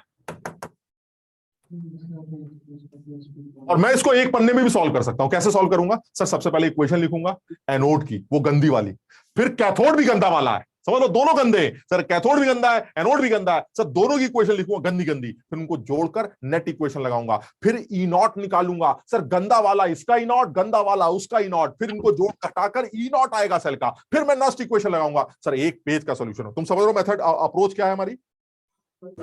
सबको तरीका समझ आ रहा है? ये जो होता है नॉर्मल तरीका है सर, सेल इक्वेशन पर नस लगाना इज द सिंपल तरीका। अब बस मेहनत करनी, और अकल क्या कहती है? रुक जाओ, ई निकालना है ना तो सेल ही बदल दो, ऐसी तैसी सेल की सेल ही चेंज कर दो, मैं अपना सेल बनाऊंगा। मेरा सेल क्या होगा? मेरा सेल ये होगा AG/AG प्लस एनोड वाला, AG प्लस कैथोड वाला oblique AG। In terms of E they are same, because इसका जो ई होगा वो इसके ई के बराबर होगा, और जो इसका ई होगा वो इसके ई के बराबर होगा। बताओ समझे? Yes, sir. तो जब ई के टर्म्स में सिमिलर है तो ये आंसर, और इसकी तो इक्वेशन लिखना भी बड़ा आसान है सर, अब तो याद हो गई हमें इसकी equation, AG plus cathode gives AG plus anode. ठीक समझे बात को? Yes, sir. लगाइए नस, नस लगाते हैं। क्या ये कंसंट्रेशन सेल है? Yes. तो ई नॉट की भी जरूरत नहीं, वो तो जीरो ही हो गया, खत्म हो गया खेल। यानी E cell is equal to E not cell, जो कि कंसंट्रेशन सेल है, क्योंकि दोनों सिल्वर इलेक्ट्रोड तुम्हारे हैं, ये जीरो हो गया, -0.0591 upon 1 log of AG plus anode divided by AG plus cathode. क्या देख पा रहे हो? AG प्लस एनोड की जो वैल्यू है वो है KSP of AgCl divided by Cl minus concentration. क्या KSP दे रखा है? Yes, sir. क्या Cl माइनस की कॉन्सेंट्रेशन दे रखी है? Yes, sir. तो सर AG प्लस एनोड आ जाएगा, और इसी तरह सर AG प्लस कैथोड आएगा। सब पुट कर दीजिएगा, एक लाइन में आंसर आ जाएगा, खेल का। कुछ समझ गए? यानी यहां पर आ जाएगा AG plus cathode that is equal to KSP of AgBr divided by Br minus. सब कुछ सवाल दे रखा है। हाँ सर, अगर यहाँ पे जैसे कि AG ना होता, लेड का बनाया होता, तो हम ई नॉट कैसे निकालते? तो ई नॉट नहीं निकाल पाते ना, फिर तो जैसे करते हैं ऐसे करते हैं, मजबूरी है। हम तो ये बताना चाह रहे हैं कि अगर आपके दोनों इलेक्ट्रोड्स इस तरह के बन रहे हैं जिसमें आप दोनों इलेक्ट्रोड्स को सिमिलर कंसंट्रेशन सेल में कन्वर्ट कर सकते हैं, तो ये ज्यादा आसान रहेगा आपके लिए। अगर आपने दो अलग अलग बना रखे हैं, फिर तो जैसी मजबूरी है, तो हमें तो तरीका पता ही है, फिर तो आप कुछ कर ही नहीं सकते, जैसे करते हैं वैसे करेंगे। वो भी मुश्किल इसलिए है क्योंकि आपको फिर सेल इक्वेशन लिखते वक्त बैंड बजती है लोगों की, क्योंकि वो बच्चे याद करके नहीं जाते कि इस तरह के इलेक्ट्रोड का सेल इक्वेशन कैसे लिखा जाता है, इलेक्ट्रोड इक्वेशन कैसे लिखा जाता है, इसका इलेक्ट्रोड इक्वेशन कैसे लिखा जाता है, फिर इनको जोड़कर सेल इक्वेशन कैसे। समझ लो, कोई आसान काम थोड़ी ना, ये तो वही बच्चा कर पाएगा ना जिसने सब कुछ पढ़ रखा। अब जैसे तुम्हारे सामने मेटल सॉल्ट एनायन इलेक्ट्रोड आया, तो तुम्हें ये एकदम से चमकना चाहिए, इस तरह के सेल इक्वेशन, इलेक्ट्रोड्स की इक्वेशन लिखी जाती है, AgCl plus electron gives Ag plus Cl minus as a cathode, as a anode Ag plus Cl minus gives AgCl plus electron, ये एनोड इक्वेशन। और फिर इसका ई नॉट निकालने का ये तरीका सब समझो, सब हमें पता है। फिर एक बात और याद कर ली, अगर इस तरह के असेंबली को हम किसी तरह से मेटल आयन असेंबली में कन्वर्ट कर सके तो हमारे लिए जिंदगी आसान हो सकती। तो कहां ये करना है, कहां करना है, कैसे करना है, वो तुम देखना। तो बस हम तो ये बताना चाह रहे हैं, ये सवाल जो 2 पन्ने का सवाल होगा, जिसमें इस इक्वेशन को लिखेंगे एनोडिक, फिर इसकी कैथोडिक लिखेंगे, फिर एनोडिक लिखेंगे, फिर उसके बाद दोनों इक्वेशंस को जोड़ेंगे तो नेट सेल इक्वेशन आएगी। फिर आप इसके ई नॉट को इसके ई नॉट से माइनस करके सेल का ई नॉट निकालेंगे, और फिर सेल के ई नॉट को नस्ट इक्वेशन में पुट करके सेल का ई निकालेंगे। आएगा यही, तुम करके देख लेना, आएगा। और तुम पता नहीं तुम सोच पाते हो कि नहीं, अगर तुम सोच रहे होगे ना तो तुम्हें लगेगा हाँ सर उसी तरफ चलना है, क्योंकि जब आप ई नॉट निकालेंगे तो इसका ई नॉट जब इसके ई नॉट से माइनस होगा तो इसमें भी AG प्लस ऑब्लिक AG का ई नॉट आएगा, और इसके अंदर भी AG प्लस ऑब्लिक AG का ई नॉट आएगा, वो कैंसिल हो जाएगा, तो सिर्फ KSP इसका बचेगा और KSP इसका बचेगा। कुछ समझे बात को? yes, sir. और जब वो माइनस होंगे तो KSP का रेशो आ जाएगा, जो यहां भी आएगा, KSP का रेशो वैल्यू पुट करने से तुम मतलब करोगे तो तुम्हें समझ में आ जाएगा। तो एक बार घर में कोशिश करके देख लो, बड़ा वाला मेथड भी लगा के देख लो, और उसके बाद ये छोटा वाला मेथड भी लगा के देख लो, और देख देख के यहां से निकल लो। तो आज इतना ही करते हैं, अगली क्लास में फिर मुलाकात करते हैं। Bye bye. Excuse me sir, notes एक मिनट अभी कोई एक्सक्यूज नहीं, 1 मिनट रुको।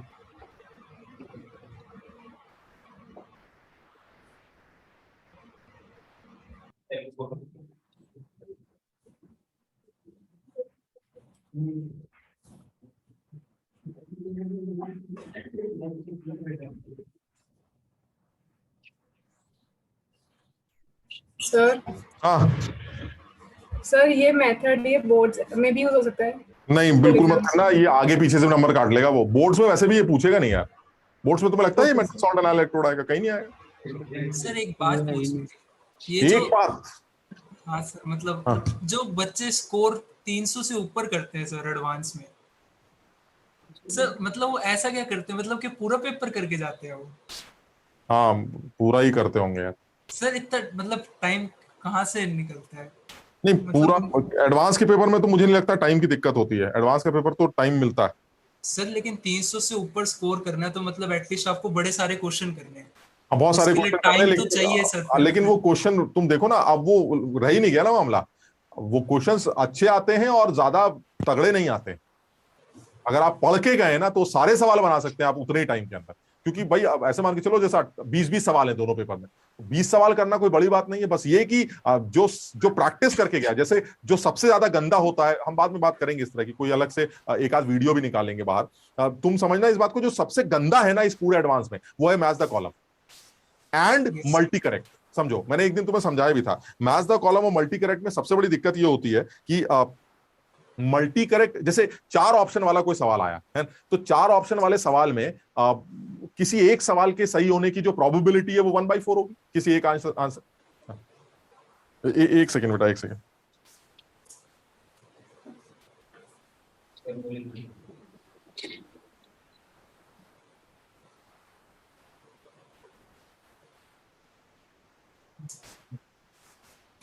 हाँ, तो मैं ये कह रहा हूं कि जो किसी भी एक सिंगल आंसर के करेक्ट होने की प्रोबेबिलिटी जो है वो 1/4 होती, 0.25। अच्छा, अब यही कोई मल्टी करेक्ट सवाल आता है तो मल्टी करेक्ट में क्या होगा कि हर आंसर के सही होने की प्रोबेबिलिटी 0.25 होगी। तो मतलब तुम देखोगे कि वो प्रोबेबिलिटी कम हो जाएगी, मतलब सही होने की प्रोबेबिलिटी वो कम हो जाएगी। यानी मल्टी करेक्ट और जो मैच द कॉलम वाली सीन होती है, ये सबसे ज्यादा गड़बड़ होती है। इसमें टाइम बहुत लगता है। इस बार के भी जो मैच द कॉलम वाले सवाल आए थे, बहुत अच्छे सवाल थे और आसान सवाल थे, लेकिन उसमें टाइम बहुत कंज्यूम हो रहा। तुम देखो काइनेटिक्स वगैरह तुमने पढ़ी अभी? काइनेटिक्स नहीं सर, अभी नहीं पढ़ी। तो काइनेटिक्स का एक सवाल मैच द कॉलम पर आया था। अब मुझे कोऑर्डिनेशन का भी एक मैच द कॉलम पर आया था। और कुछ सवाल थे मैच द कॉलम। उसमें क्या हो रहा था कि मैच करना मुश्किल नहीं है, लेकिन वो एक एक आंसर आपको देखना पड़ेगा कि ये फर्स्ट ऑर्डर है, ये भी फर्स्ट ऑर्डर है, ये है, ये है। वो टाइम कंज्यूमिंग। तो जो बच्चा उस प्रैक्टिस में रहता है ना, उसके लिए आसान हो। तो इसलिए तुम ऐसा मत सोचो कि सर 300 सवाल करना है, कैसे करता है, टाइम मिलता है। और धीरे धीरे करके यार उस दिन ऊपर वाला थोड़ी सी मदद भी कर देता है, हमें तो यही लगता है। ऊपर वाला थोड़ी सी हेल्प कर देता है, साला ऐसा दिमाग चलता है जिसमें। तो वही ये सारी कहानी, अगर लाना है तो आ ही जाएगा, मतलब अगर आना है तो आ ही जाएगा।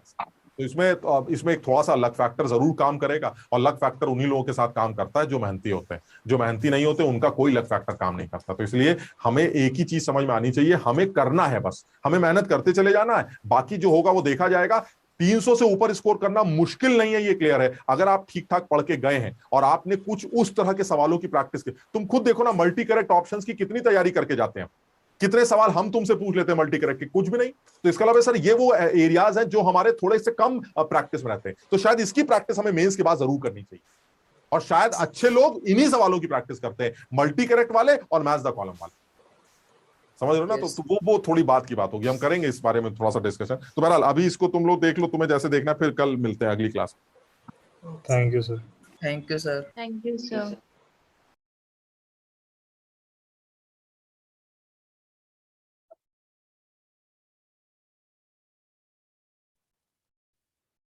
ये